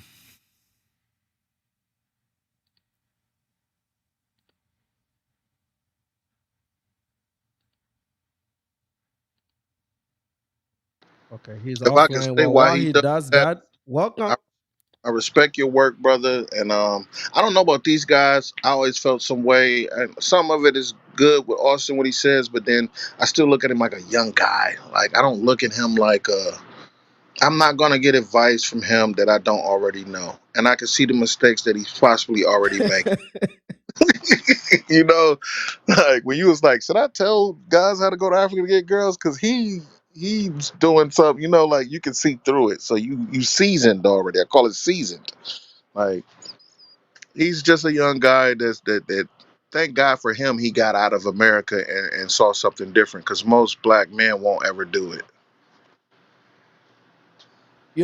I said like there's two ways to learn, right? There's some way where you're learned by being taught by somebody, right? And then there's another way where actually three ways. There's another way where you learn by being taught while you learn from your life lived experiences, those Mm, combined. And then there's a third way where you just learn by just trying to live and just figuring it out, like the crazy way. Yeah, you're just out yeah, there just figuring it out.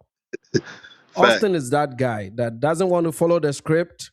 He just want to figure it out, and it's as hard as it gets. I'll give him credit for being toughing it out though. Like I couldn't do some of the stuff he does. I think it's crazy.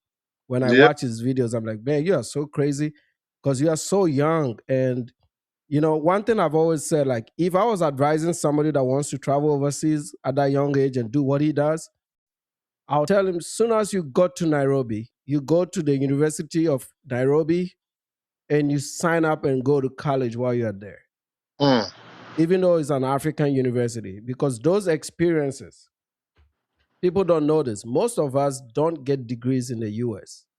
We come in already with the same African degrees. You'd be amazed. Like the same African degrees get us into corporate America. It's all about what you learned and how well you can do the job and how you can interview. So he can pick anything that he wants to learn and get that 4 year degree while traveling. In Kenya, you can even do it remotely, like distant learning while you're traveling. So 6 years in, you're coming back to the US, well traveled, with your bachelor's degree from Kenya. Uh, Maybe may have picked up some Swahili. That is a decent resume plus all the travel experiences. I don't care how many bodies you slaughtered, but at least you came back with some skill set, right? That you can convert. If YouTube falls off, you can just fall back to, or you can even always do a combination of both. I mean, I go to work every day and I still come on YouTube, right? You can do a combination of both. And that's he amazing still did advice. all these guys that are traveling. Yeah, because I know he's smart. Not. I don't want to call him smart, but he's young enough to be able to have the ability to learn, right? Right. So you can add that to the travel and like, okay, let me build a skill set while I'm traveling, not just be sitting at restaurants 8 hours on stream a day. That's a lot of time to be sorry, to be on stream. That's crazy, man. But maybe he'll figure it out, right? You never know. Like these guys. I think Speducata is back. Uh, Yeah, I'm let's back. try Can it you one hear more me? time. How are you doing, bro? I'm doing well, and Oh, this yourself? is better. Yeah. Yeah, I think at the end of the Good day, I brother, think man. Talk to me. I mean I'm a teacher. I'm a special education teacher, and I travel to support. I go to different countries and support different schools. But for me, when I look at their content, it's like they have no mission. It's like they're just freestyling it, and it's not going to end well because it's just not going to end well for them. What do you mean freestyling it? Like they are not, is it niche based or it's not structured or No, it's not structured to me, and it's not entertaining. It's not educational. You don't. What do you learn from their content, right? Because I used to watch Austin, and then when he started to lie, I just like unsubscribed. I just wasn't into it anymore. And it's like some of the travel because they have to lie to keep you, you know, to keep the audience, the viewers around. But if you tell the truth, not too many people are going to be interested in the truth. right? You think he started lying just because of the money crunch, like money got tight? That I'm not sure because he started lying when he was in Thailand. Because I used to watch him when he was in Thailand, and he said this was his girlfriend, and then he turned around and said she was just a part of the show. So it's like, what is it like? What's your premise for traveling? Because I remember his original premise was to find relationships to date, which we all know was for something else. He was just trying to get it in. As all of us young men used to do, but like I say, it's just for his content. It's not. Before I was saying before I get to Jade, I want to ask you about your program in Cartagena. We're supposed to meet up, but I didn't make that trip. But Oh tell yeah, us a little man. bit about it before I get to Jade. It was amazing. The school I was in, I ended up supporting was called Los Corrales Educational Center, and I was able to bring I know Los tablets. Corrales. I know that place. Yeah, I was able to bring tablets, pencils, paper, basic school supplies and classroom decorations. And I also bought the school, like it was in an apartment, and I bought air conditioning for the school. So, and I also taught English there. Oh, is it Los Caracoles or Caroles? Corrales. As I forgot what's the Okay, I don't neighborhood. know them. It's not such a good neighborhood, but like Okay, the people really embrace you there. You know what I'm saying? Because you're here to help, and that right there was okay. like the highlight for me. And I do definitely use like GoFundMe to help with the cost of buy school supplies. That's the only reason I use GoFundMe for. I mean that's a noble cause because I actually personally know that you're doing this. So like that's what I'm saying. Like there's some fundraisers that make sense because there's actually proof on the ground that you're actually doing the work. And I know it firsthand because we've been talking for what, maybe 6-7 months now. So Yeah, and I'm plus aware of what you're doing there. So yeah. you can see the videos on my channel that I've donated, and plus I bought the air conditioning with my own money, my personal money. So like I said, it's just not their Yeah, I was content. gonna say those donations. Oh, they didn't. You barely got Go donated. ahead. I barely got donations. Right. I was gonna say it's not even I enough use my to own. cover what you typically would spend there. Yeah, and Yeah. plus, Well, let's and welcome our one thing they need lady. to. Go ahead. Okay. No, go ahead. Go ahead. Okay, my fault. I was gonna say like, if they were smart, they'll go get an LLC, turn this travel thing into a business. So even if they take a loss, they can still get something in a tax return. That's if they were smart. I'm not sure if they're doing that.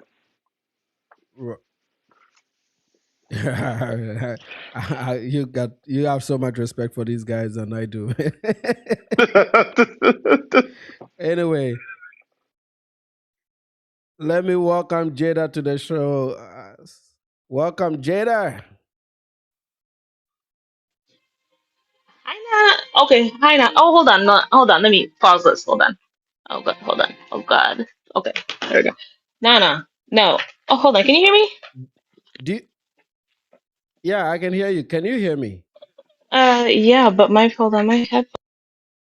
Okay, is this a little better? Can you hear me, Nana? Yeah, I can hear you. Did you Oh, turn on the A- noise a- suppression? Actually, whatever you just did cleared everything up in the background. oh, I turned my headphones off. I mean, I turned it Oh, off Bluetooth. I turned it okay. off Bluetooth. Um, No, but Nana, a few things. I came on here to say a few things because these people want to keep saying that Africans come to this country and start getting on low key stop. Sorry, I have a dog who's whining right now. Saying the Africans come to this country and and then disrespect Americans, whatever. First of all, let me tell all these people that are listening. I I only found out about you because I don't remember how I found out about you. It must have been like an O'Shea video because I've been following him for a long time. Even though I don't watch his stuff, I didn't until recently. Actually, I followed him, but I didn't watch him till after I've been watching you. But some people are gonna take offense to this. But the first, okay, a little background about me. I was adopted. I was raised in in with white folks. So like color being black wasn't really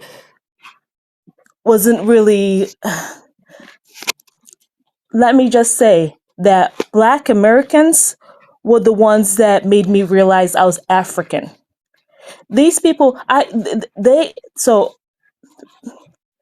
I oh my god, I'm jumping all over the place. The when I started really hanging around black Americans, they would at first ask me, "Oh, where are you from?" And I was like, "Oh, I'm from New York." Blah blah blah blah blah. And they're like, "No, where are you from?" And I'd be like, "Okay, I'm from this town or whatever, wherever." And they're like, "No, no, no, where are you from?" And this is Black Americans, by the way. And I was like, "What do you mean where I'm from? I'm from New York. Like I'm from." And they're like, "No, no, like, are you African?" I was like, "Oh yeah, yeah, I'm African." But like so mind you, for half my life, I grew up around white people, but it was freaking Black Americans that made sure that I knew that I was African, that I was different than them. So let them stop with this nonsense that Africans come to this country and start disrespecting Black Americans. I the who's who? Oh, it was a 154. It was a what's his face podcast. He had this guy call in, and this guy was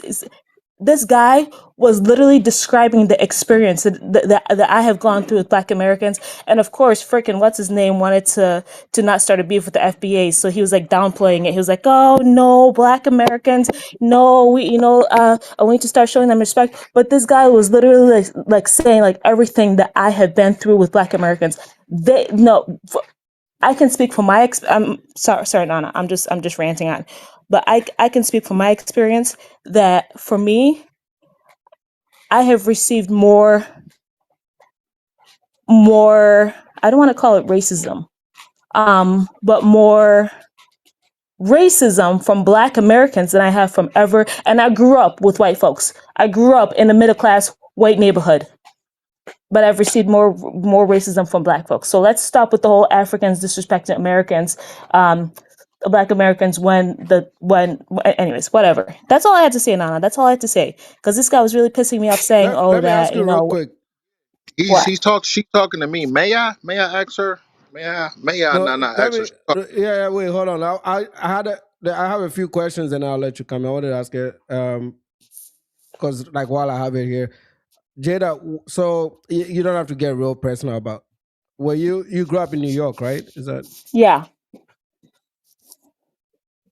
okay? And when did you really come into contact with Black folks? Like when was it? When you went to Oh, this is gonna college? sound When you terrible. moved to work in okay.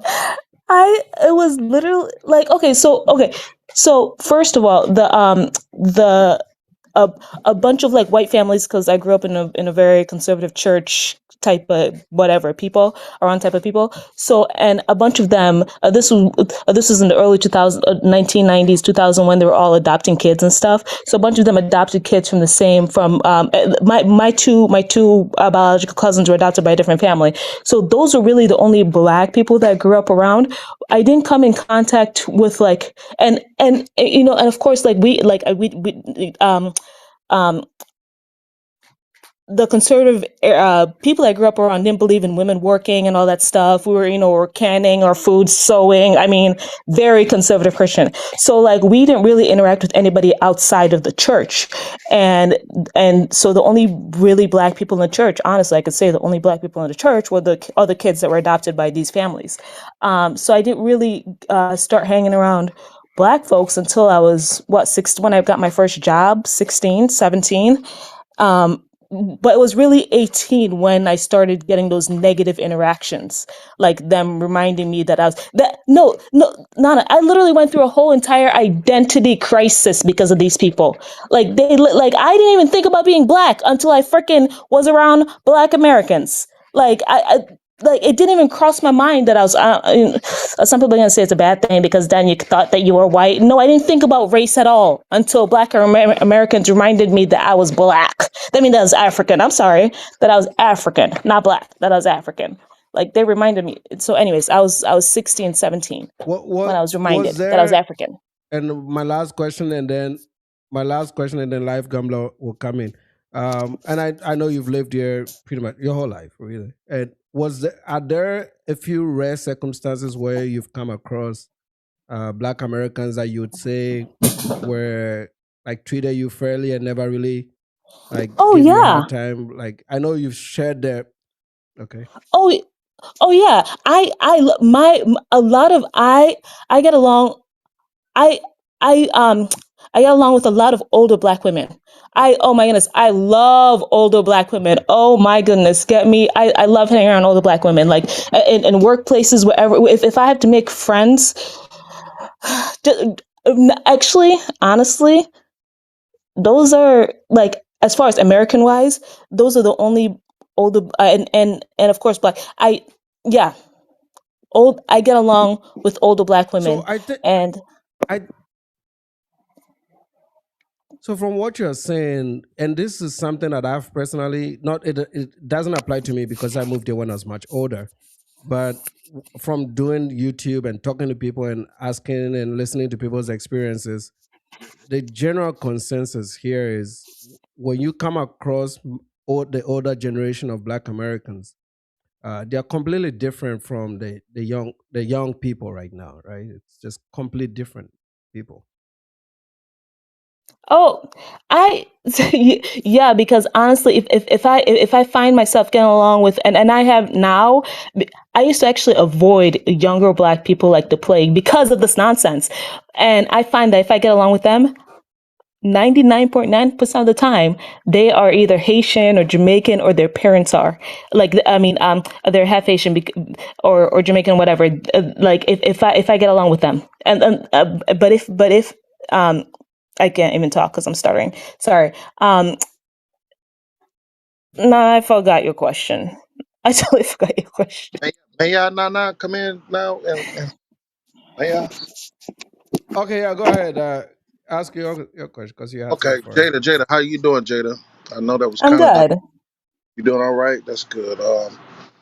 Have you encountered a conversation or been in a situation where you have told people who you are and where you from? I have only done you guys don't understand. I had to start doing that because so many black people were asking me where you're Huh? from, and I kept saying I was from New York. I now I do that. Now Didn't now want to. I literally I started identifying as African because of black people. Like Okay, now that's fine. now Let's I do walk. that now that I I'm don't want older. you to explain it fully when I ask you. Like, just say yes. I explain people who I am, or no. Okay, if we can Well, do that. I have to tell you why I do that though. And I No, only do that because of black Americans. okay, I that's fine. never did that before. Know that part, or to say that I didn't ask it for that reason. I just, if I can ask you the questions, some of them were yes or no. But you have had to tell people about your culture. Have you ever told people about your culture because you wanted to?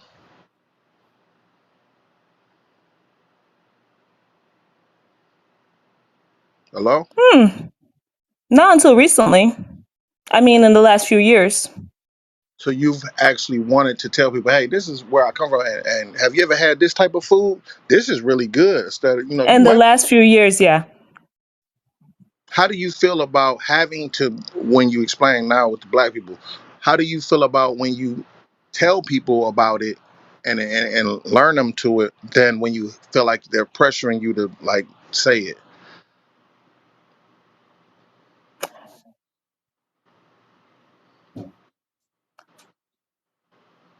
Hello? This is gonna be a long story. So, how do I feel about it?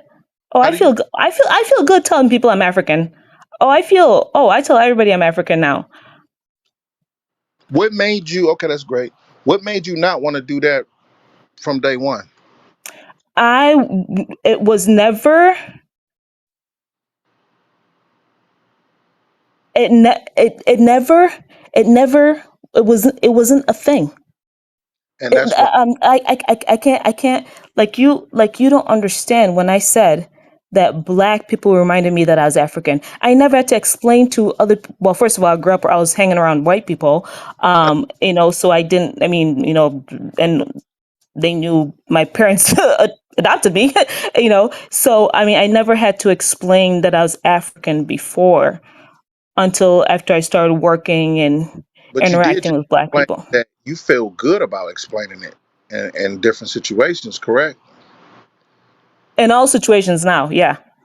Yes. So can you say that black people possibly help you explain who you are and be positive and care about it? No, Not that they pushed you, but I'm getting a correlation from you saying they may, I didn't even know about it until they started asking. But you didn't do it yourself. You weren't comfortable saying, "Hey, you ever had this type of meal from this country? You ever heard of this country? Do you know it about these was people?" not. It You was never not that I was. I'm sorry, go ahead. No, you're right. You never. I'm saying you never knew it because the white people didn't tell you you was that, and they didn't let. They didn't probably feed you where you come from. They didn't probably show you pictures of the people where you come from. But you're And saying black folks didn't do that for me either. true because they didn't know possibly, and they asked you because they knew you weren't from here. So let me ask you this: what made you start talking about where you from?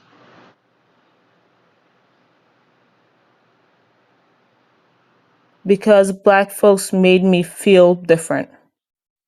And that made you feel like you need to make your place look better. You feel like they talk down on your place. Like what made you get Oh no, positive? it made. Oh, if there's a saying in Game of Thrones, the short guy, It's a bit. There you go. the small guy, and when he was like, wear your whatever as an armor, like wear your disadvantages or whatever. Like I forgot what he exactly said. Now I speak about being African. I wear it like an armor. Yes, I'm African. I want y'all to know that I'm African, and I dare you to say something about it. That's how I wear it now, because back it was not that white folks didn't teach me, it's just that we didn't talk about it. Like, why would you talk about the sky being blue? Like, I was hanging around a bunch of white folks who also adopted kids, so like everybody, like I mean, our circle was literally white folks who adopted a bunch of other kids. So like Right. everybody already knew I was African. So there was no need to talk about it or anything. Like, it was Yeah. not. There was no So need you to didn't. talk. You didn't. Okay, so you didn't feel like they should have told you anything I about your. so I Well, I think the dynamics are different when you're adopted, right? Like, because especially if you're adopted by white folks, they tend to stay away from certain things, right? Because they want you to feel like you're part of them. So I don't think you got Jada, and I don't want to get too personal here because that's not what we're about. But is race ever talked about when you're growing up in an adopted home? No, not that it would need to be talked about. Like, you It, know. I'm I mean, not. no. And I Now, can I now can it see probably, why though. I can see like, why. if you're hanging around, like, there is it was it's no, it's not. It's like it wasn't diverse. Like the cult, like the church, the circle of friends wasn't very, like, so there was no need to discuss things because it wasn't very diverse. You know what I mean? Like, there's no need to make people. I'm not using the right words. There was no need to talk about it because everybody knew I was African. I mean, everybody knew I was adopted. Like, so there's no need to talk about being African or adopted But African or race or continent, and you need to know the country where you're from, right? yes. That's so important. That's like telling Black Americans to not care about Africa because they think they just from America. Because no one tells us, or we don't believe, or we don't need to believe it because we here. Just But because you what was born in a white family doesn't mean you shouldn't know and have pride in talking about your country. but that was not what we're talking about though. We're talking about how Black Americans made me feel very different. And Like, you I know, and that's saying something for growing up around white people, and I didn't feel different, but Black Americans made sure that I knew that I was even different than them. you're That I was I was correct. I was not from New York. I was not black. No, no, no. I was African. They wanted to make sure I was African. Black Americans have a weird way of being slave children and making jokes out of being whipped. But it's funny that you don't have a problem with the white people not saying anything about you. You think they're quiet because they're saving you, correct? No, not at all. Why do you think they didn't care to talk about it? Because why? What would have been the need to discuss me being African? They already knew. Because they are the people who enslaved your mother and father. Actually, my parents weren't enslaved. Not your actual parents. Your ancestors were enslaved by them. That would be a very important thing to discuss. Me and you having. I feel like we're having Yeah, two but like totally that's different you remember conversations when right now. wait, right, and I don't want us to go down that rabbit hole. But if you remember when we started the conversation, I said that it's very hard to litigate what certain people did. Like if like I shouldn't have good relations with Caucasians just because of the slave trade, even if maybe they are from like Finland who didn't participate in the slave trade, or maybe some of these white folks have Eastern European roots and they didn't participate in the slave trade, right? So it's very like even if they did, it's not direct. Some of us, and this is one of the biggest distinctions between how Africans view race and how Black Americans view race. We tend to move on from, we don't forget, but we move on from not assigning blame to white folks that are living now because they had nothing to do with it. I want to judge Caucasians by how they are treating people now, That is because I that is looked up the correct. And riot, just for the that point, I protests. just wanted to go in. You won't see it that way because you're not a Black American because you didn't come from the slave trade. That's all I wanted to say to that. Well, I understand that, but I And also Nana, think like if you live in a multiracial, go ahead, Jada. no, and one more thing. What I've been wanting to say for a very long time, and I didn't want to put it in a freaking chat because it was too short. Is that no? I feel like all this hate that I I think that they're coming for the continent again. Like I think, like the French, all of them, they're coming for the continent again. So they want to. They are planting the seeds of. Don't look over at the Africans when we start bombing and robbing them again, left and right. Because they're those Africans. I think this hate is being manufactured. I think this otherness is being because somebody Yes. said in a group chat in a chat in one of you guys' videos that oh my god, I just lost my train of thought. Goodness gracious. What was I gonna say? You Oh, said that being Black propaganda Americans, to us. huh? Continue. You said they were propaganda. They bringing this hate. They're gonna Yes, Africa. because Black Americans will be the only ones that would be able to put pressure, especially on the United States, if they feel connected to Africa and they start bombing all of West Africa like they're bombing Nigeria. If they start dropping it and I think they're talking about dropping some in Mali right now or in Niger or whatever, in one of the Sahel states. If they start heavily bombing West Africa, Americans Black Americans could really cause a stink.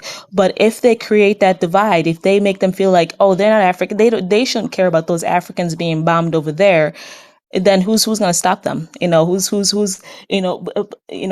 So I really think that they're starting to plant the seeds of. You are brilliant. You have a great mind, and I'll say leave on this. Let Nana go back to doing it. Who would bomb Africa? Who? Black They're Americans or already there. There's a no? thing. What? Who I would think do I it? Who think. would be the person bombing? Is I'm asking. White or Black Oh, American? the U.S., French. White or Black The French are Americans? what? White or Black Americans? Trump. Is there a black person in Trump's administration? Oh, That's there all is. I I'm think there's saying. That's one. all I'm I think there's saying. one. That's it. No, but I really Okay, think that we let need me to take fix. this because this. Oh, go ahead, Jada. Oh no, that's all I have to say, Nana. I was Anyways, that's taking all I this have to because say. it's I wanted to take this because it's special to me because it's coming from all the way in Australia. If I'm reading this right, because I think this is Australia. So usually when I get people watching us from that part of the world or like Sheku in China and the guys in Kenya, I feel good when we have this kind of reach. So Troll Star is saying, and this is a little bit off our topic, but we're gonna get back to that because we're talking about different things today. Let me restart it because my timer is only 20 seconds. Let's go. There we go. It says Austin spent time in Kenya going to clubs and restaurants. There's so much more to do in Kenya. Look up Dave Money. Okay, I'll look them up. the couple made so much content traveling in Kenya, getting free weekend stays. Yeah, exactly. So this thing of him getting a hotel night in Nairobi that he complained about, I think sometimes they don't see the benefit of building relationships and maybe waiting for these relationships to come aboard. And they are very quick to judgment. These relationships have to be built over time. You don't just complain. Cigar music is in the house. Uh, Big Mike, salute to you, Big Mike. I haven't talked to Big Mike in a long time, man. Good to see you here, bro. And then DJ's in the house. Let me go to a few of your comments, and then I'll bring the panel back. Let's see, who am I missing? Yeah. Oh, IAS production is in the house. Salute to you, bro. Deuces is in the house. Salute. Kobe is in the house. Invidious Oshay Duke Jackson's right hand man is in the house. That man loves Oshay, man. He sees no wrong. He sees no wrong in Oshay. Okay, now, Mr. Nice, your turn to speak, brother.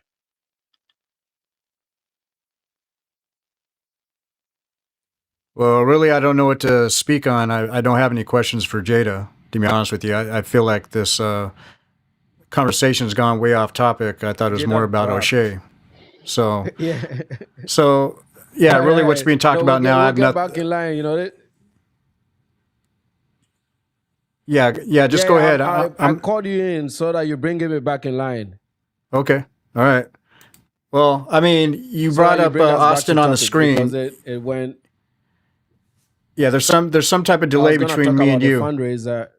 on the audio. Huh. What did I do? Because right now we're talking over each other on the back end here. So, but I was just going to say, you brought on Auston Holleman. You're about to say something about the GoFundMe or something. So I'm more interested in the topic. Yeah. Let's get back to the topic. I mean, that's why we're here, right? Yep. So Nana, take it away. Yeah. So fundraiser is at what do you call it? Let me see. I'm trying to fix my audio thing again. Fundraiser is at 1069. I'm gonna go through the screen here. I hope you guys can hear me. There might be some sync delays, but it is what it is. We'll figure it out offline. But here is where's my screen? Right here. So I'm gonna refresh this. We are at 1069. Let's see. The last donation was 16 days ago. And before that, it was 26 days ago. So it's been over 2 weeks since he got the last $100. I think, and I'm very suspicious every time I see an anonymous donor. It's typically Auston Holleman himself. This $500 is definitely him. That was a Kickstarter for the GoFundMe. So I think this is dead at this point. And if he's telling people that he's leaving Nairobi, then is it safe to say that this was a scam all along? Because the reasons he cited on Oshay's video, those problems already existed in Nairobi before he came up with this idea. So is this an admission that he's scamming? Yeah.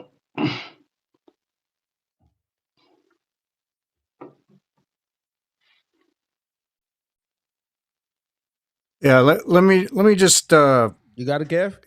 Yeah. Just let me ask this, because I couldn't see the screen that well. Does he still have that part on there where he says Africa needs this? Good question. Has that gap between our conversations slowed down a bit, or is it still bad? It might still be bad, but I'm being patient with your reply. Okay. We all know that Africa needs this. It's still up there. Okay. So I would like to start with that because I think you started with that quite a while ago when this first started, is that is still up there, right? And it's an $8,000 GoFundMe. Knowing that when I came up 2-3 weeks ago already, I said you need to have an initial investment in Kenya by law of $100,000 as a foreigner, whether if you're from the Ukraine or you're from the United States, it doesn't matter. Plus, there's a lot of other fees and other licenses and stuff like that that you have to get, not just from the federal government in Kenya, but from the city, from the county. And if you're not using a lawyer, you're basically drowning yourself, and you're going to lose out. If they're not crossing your I's and your T's with the lawyer, you're going to lose out. So with this still up, he's not in Africa. He's already made the commitment of making a couple of videos saying that he's not going back to Africa. And some of his own subscribers question, what about the money that we've already donated or people have already donated? Where is that going? So he still has this GoFundMe up, right? This is live right now, right, on their website. Is that correct? Yeah, that's correct. Okay. So when you factor in all these facts that I just mentioned, and this is still up, you got to know that this is a scam. And he's not mentioning anything about it. And if his own subscribers, some of them, are questioning about it and he says nothing, what does that tell anybody? That he was never serious. He was never going to use that money for a school. And he already knows about all the particulars that you need in order to start a business and a Barber Academy is a business. It's not a nonprofit. It's a business. He already knows all the particulars of what you need to get it started in Kenya. So therefore, when he's not telling the truth to his own subscribers, and people like me and you and a lot of other people already know what it takes, this is a lie. This is a scam, and he's still not being responsible to his own subscribers. I'm going to end it right there. Welcome to the show, DJ. Yeah, man. What's up? How you doing? Welcome, DJ. Good, sir. Can you hear me? Is it loud and clear? Yeah, I can hear you. What's up, Okay. Mr. No Nice? delays. Yeah. Yeah, I'm doing pretty good, DJ. I don't know if I'm having a delay with you, DJ. I know I'm having a delay with Nana, but yeah, just try to speak back to me right now if you could. Yeah, I can hear you. Can you hear me too? Yeah, there's no delay between me and you. Yeah, it seems like Nana having Oh, what about me? internet problem. Nana, there's a few second delay, but yeah. Man, Nana, Okay, you got the Uganda internet, man. You got Oshay internet. No, it's not the internet. I actually have very fast internet, and I'm connected to the wire, but I did something different. I'm routing my audio through OBS so that I can have okay. like very good audio quality. Because EVMAX doesn't have very good, like it's too basic. So I wanted to give it like a podcast feel, like what I do when I record regular videos or when I stream in OBS. So I've taken my OBS setting through a software tool, and it's looping that audio into this stream. So there's a little bit of a delay with that software loop. So okay. there's an OBS way to speed my audio up or to slow it down. I just need to know whether I'm slow or fast. Whatever it is, there's a way to offset that, which I'll figure it out after this call, because I like the feedback of the audio. If we do it this way, I just need to figure out the offset number. You got to calculate the number to offset, and that's what I'm struggling with. Oh, that makes sense. Okay, so just now, Nana, I've been paying attention to you two. Your response seems to be right, spot on between the both of you. Now maybe it's just me and you. I don't know. Or how about now? It's still there between me and you. I don't know what's going on. You got that Austin internet, man. Then, right? Yep. Probably. I don't know. Probably. Yeah. Well, I think what I'll do is I'll go ahead and drop down. I have to get ready for my live stream in less than an hour anyway. So, but thanks for having me up, and DJ, nice seeing you, and all the other panelists that were on. Thank you for coming up. Yeah, Mr. Nice, I just follow your channel right now. Yeah, I'll follow you. Okay, I appreciate it. I guess Okay. I'll see you there probably in about an hour. Yeah, I'll see you there too, man. All Okay. right. Cheers. Let me read this super, and then DJ, you're gonna come up. Okay. Jada is saying, I hope I wasn't yelling. I think you came out pretty good when I was in the video call. The volume was down so low. So sorry if I blew anybody's eardrum. No, I think it for me on my end it was pretty good because I set my playback pretty low anyway. My eardrums are toast, you know. I'm aging, so I don't set my volumes up too high. But anyway, go ahead there, brother DJ. Welcome to the show, man. Happy Independence Day today, all right? Oh man, thanks. I wasn't potted, man. I just came from work, man. So I like let me hop on and show some love. Yeah.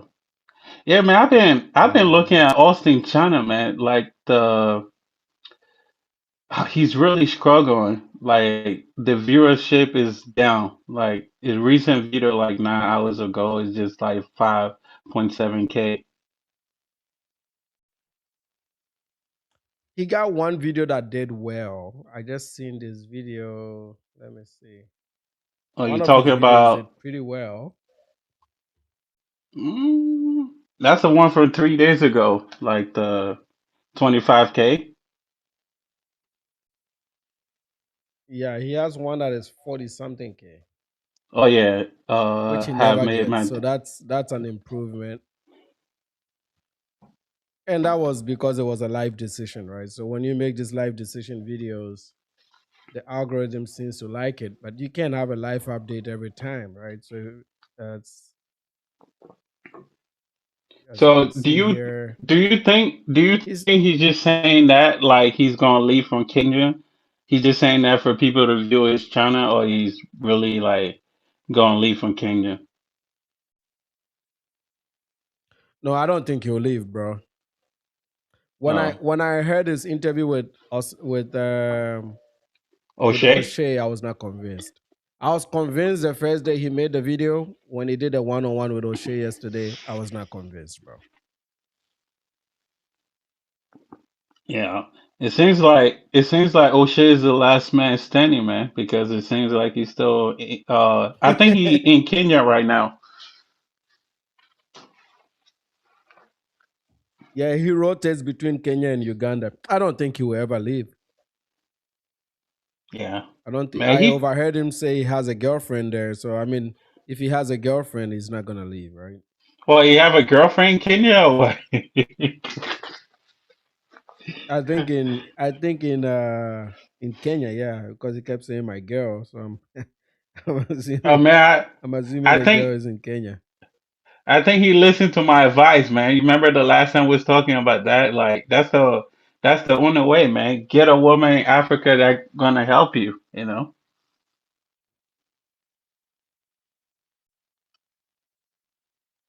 Oh yeah, no. You're right. Most of his videos are not doing well. It's just this last two that I made my decision. It's now at 50,000. So that one is doing well. But that's because all the reactors are talking about it and everybody's talking about it. People have made reaction videos to it. And then I finally did it. New life starts now is probably feeding off the previous video. And if you've seen, he's made some changes to his thumbnails. I don't know if you are noticing that, right? Yeah, yeah, I saw that. Yeah. He's done a burner thing and he's doing the deep thing. Probably getting a bit of help from O'Shea because I think O'Shea is really trying to help him.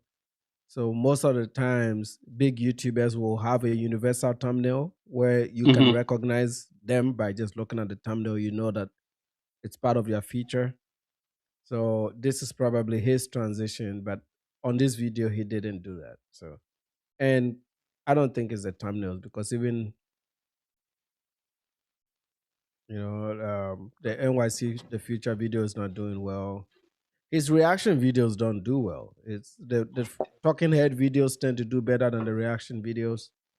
So I mean, analytically, if I was him, I'll do more talking head videos. And on the live tab, he's still privating it. So these are all AdSense revenue that he's losing because he doesn't want people to see his streams.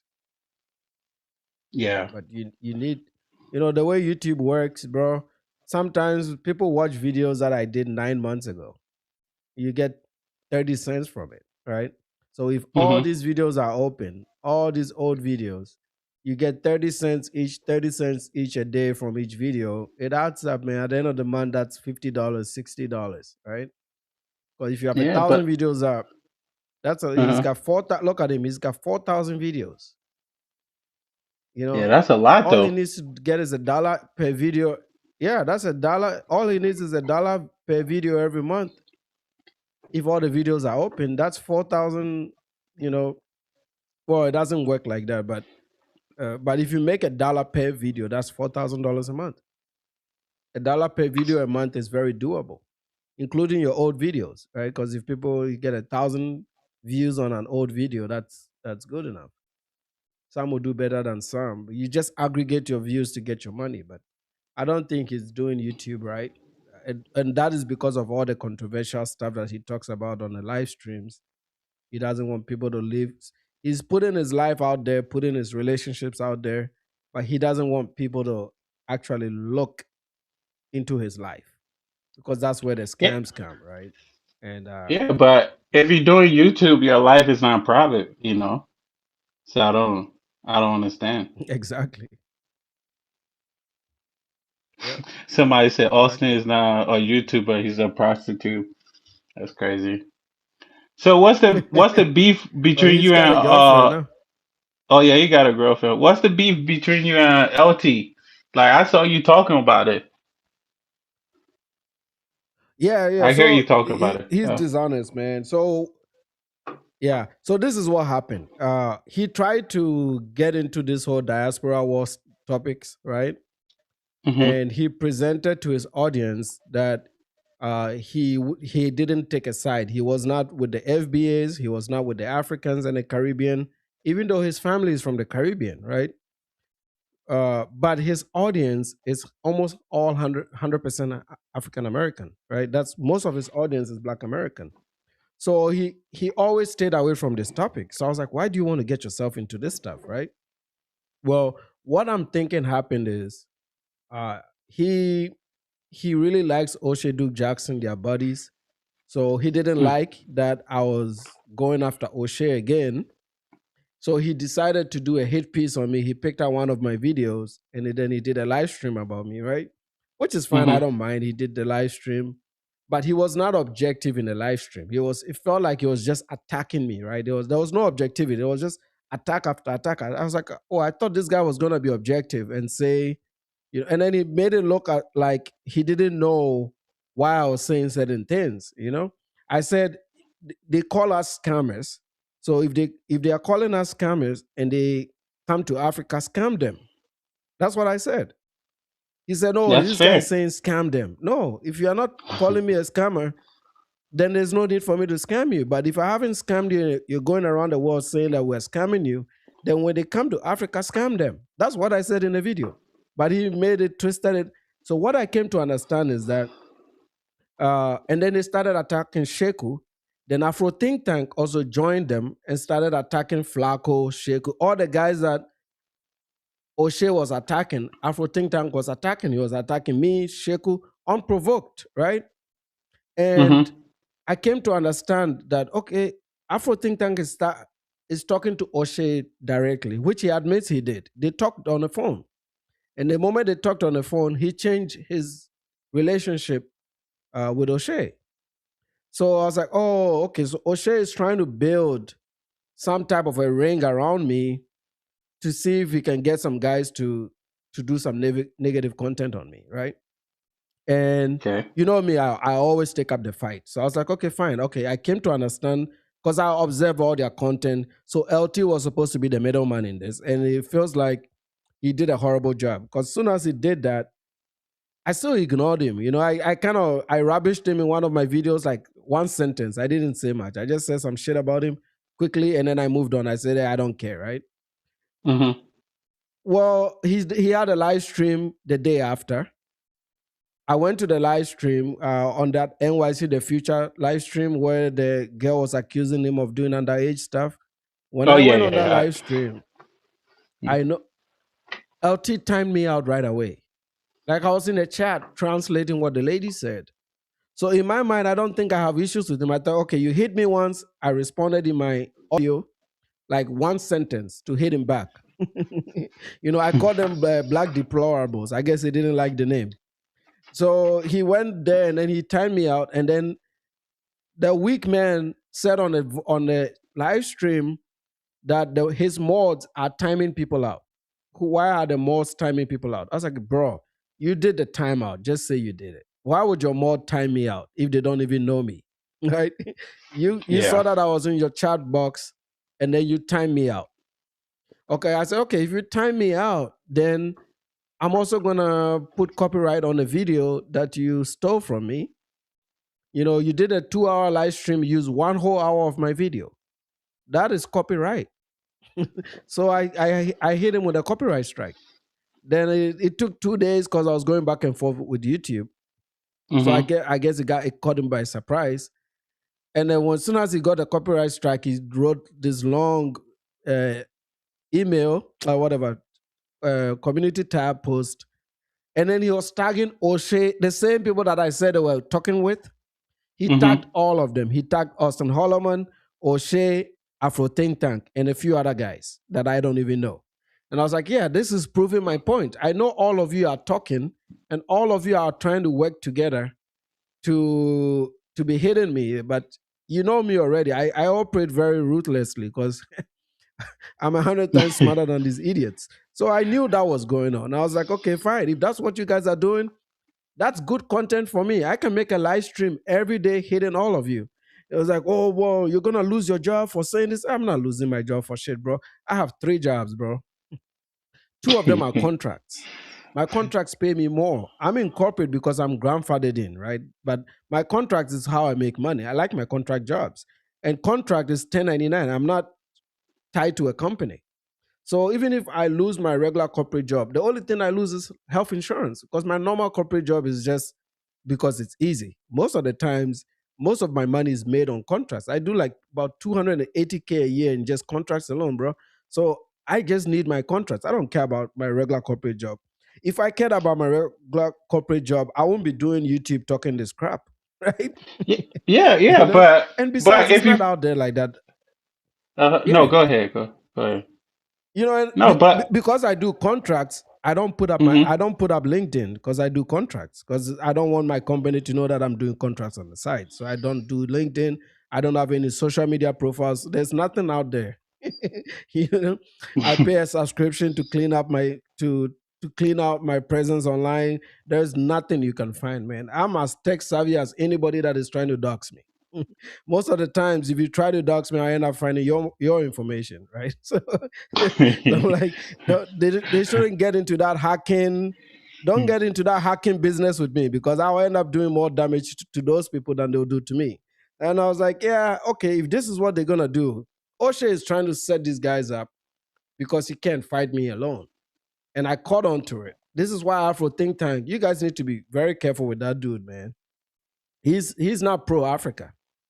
He's also grifting with the whole Pan-African thing. He has his own grift going on because he fundraises to do projects in Africa, then he pockets some of the money, And see, every time somebody's only job is YouTube, I have questions, bro.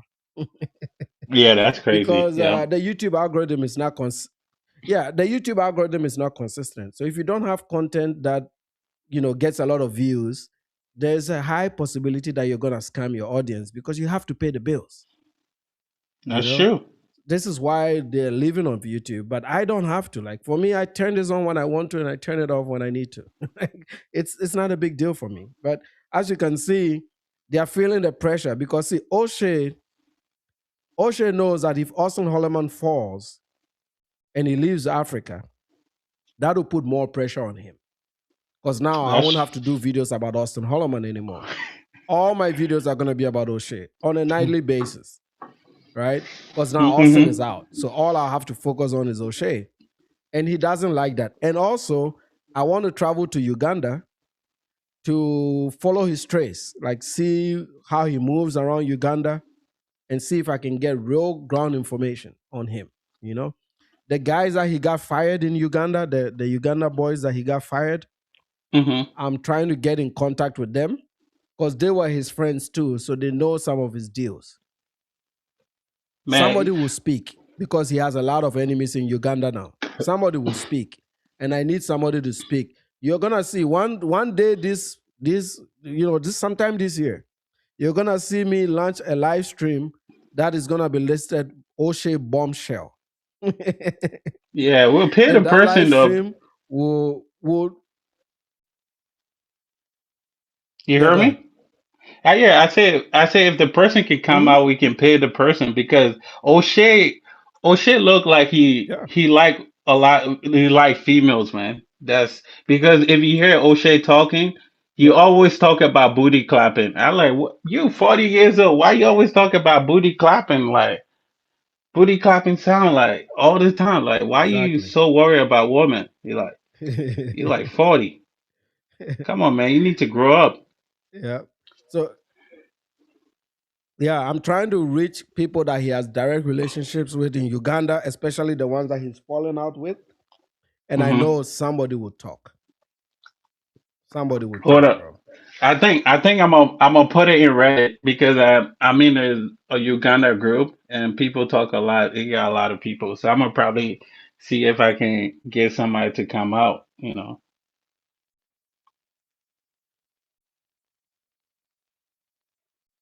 Yeah.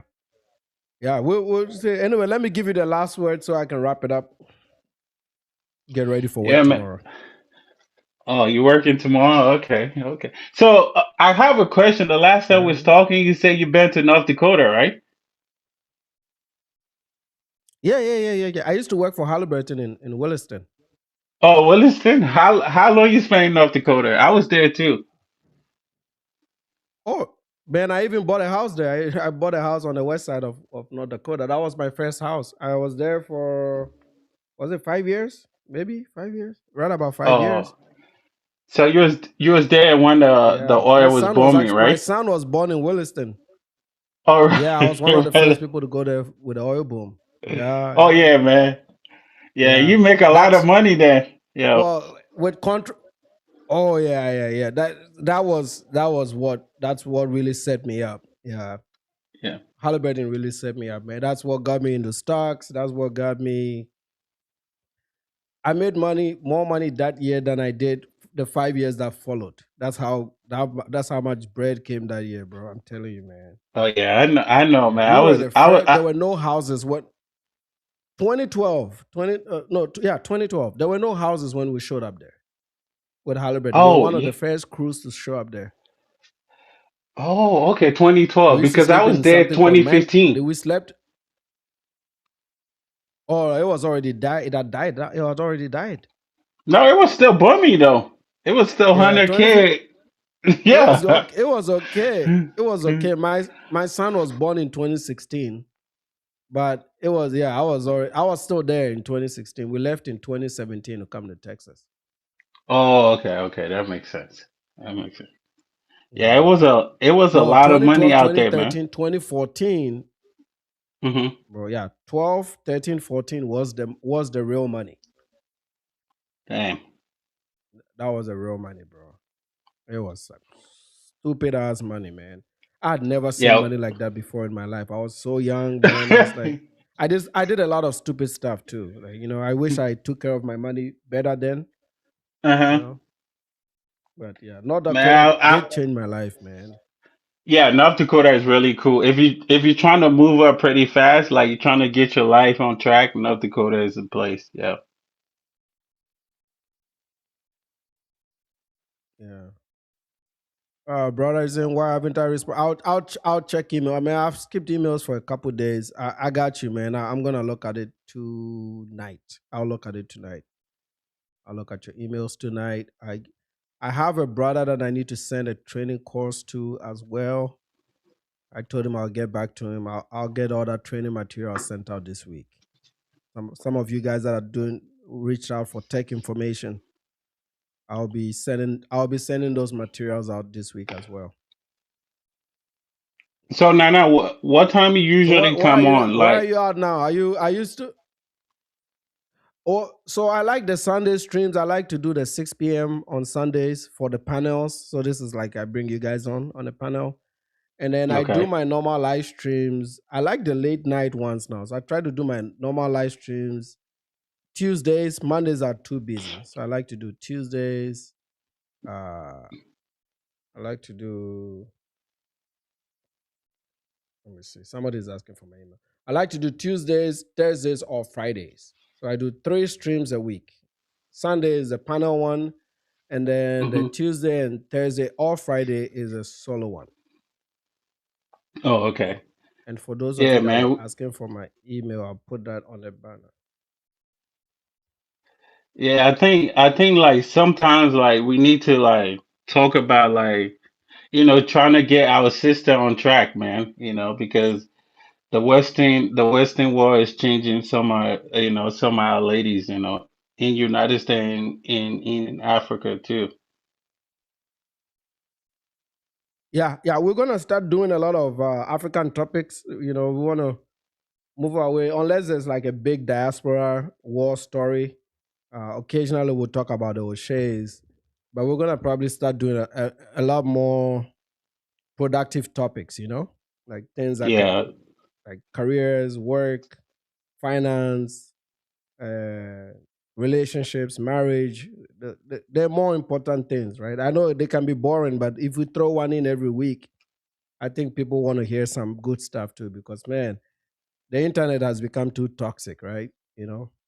yeah, that's true, man. And what you doing is pretty Yeah. nice, kind of attacking these guys.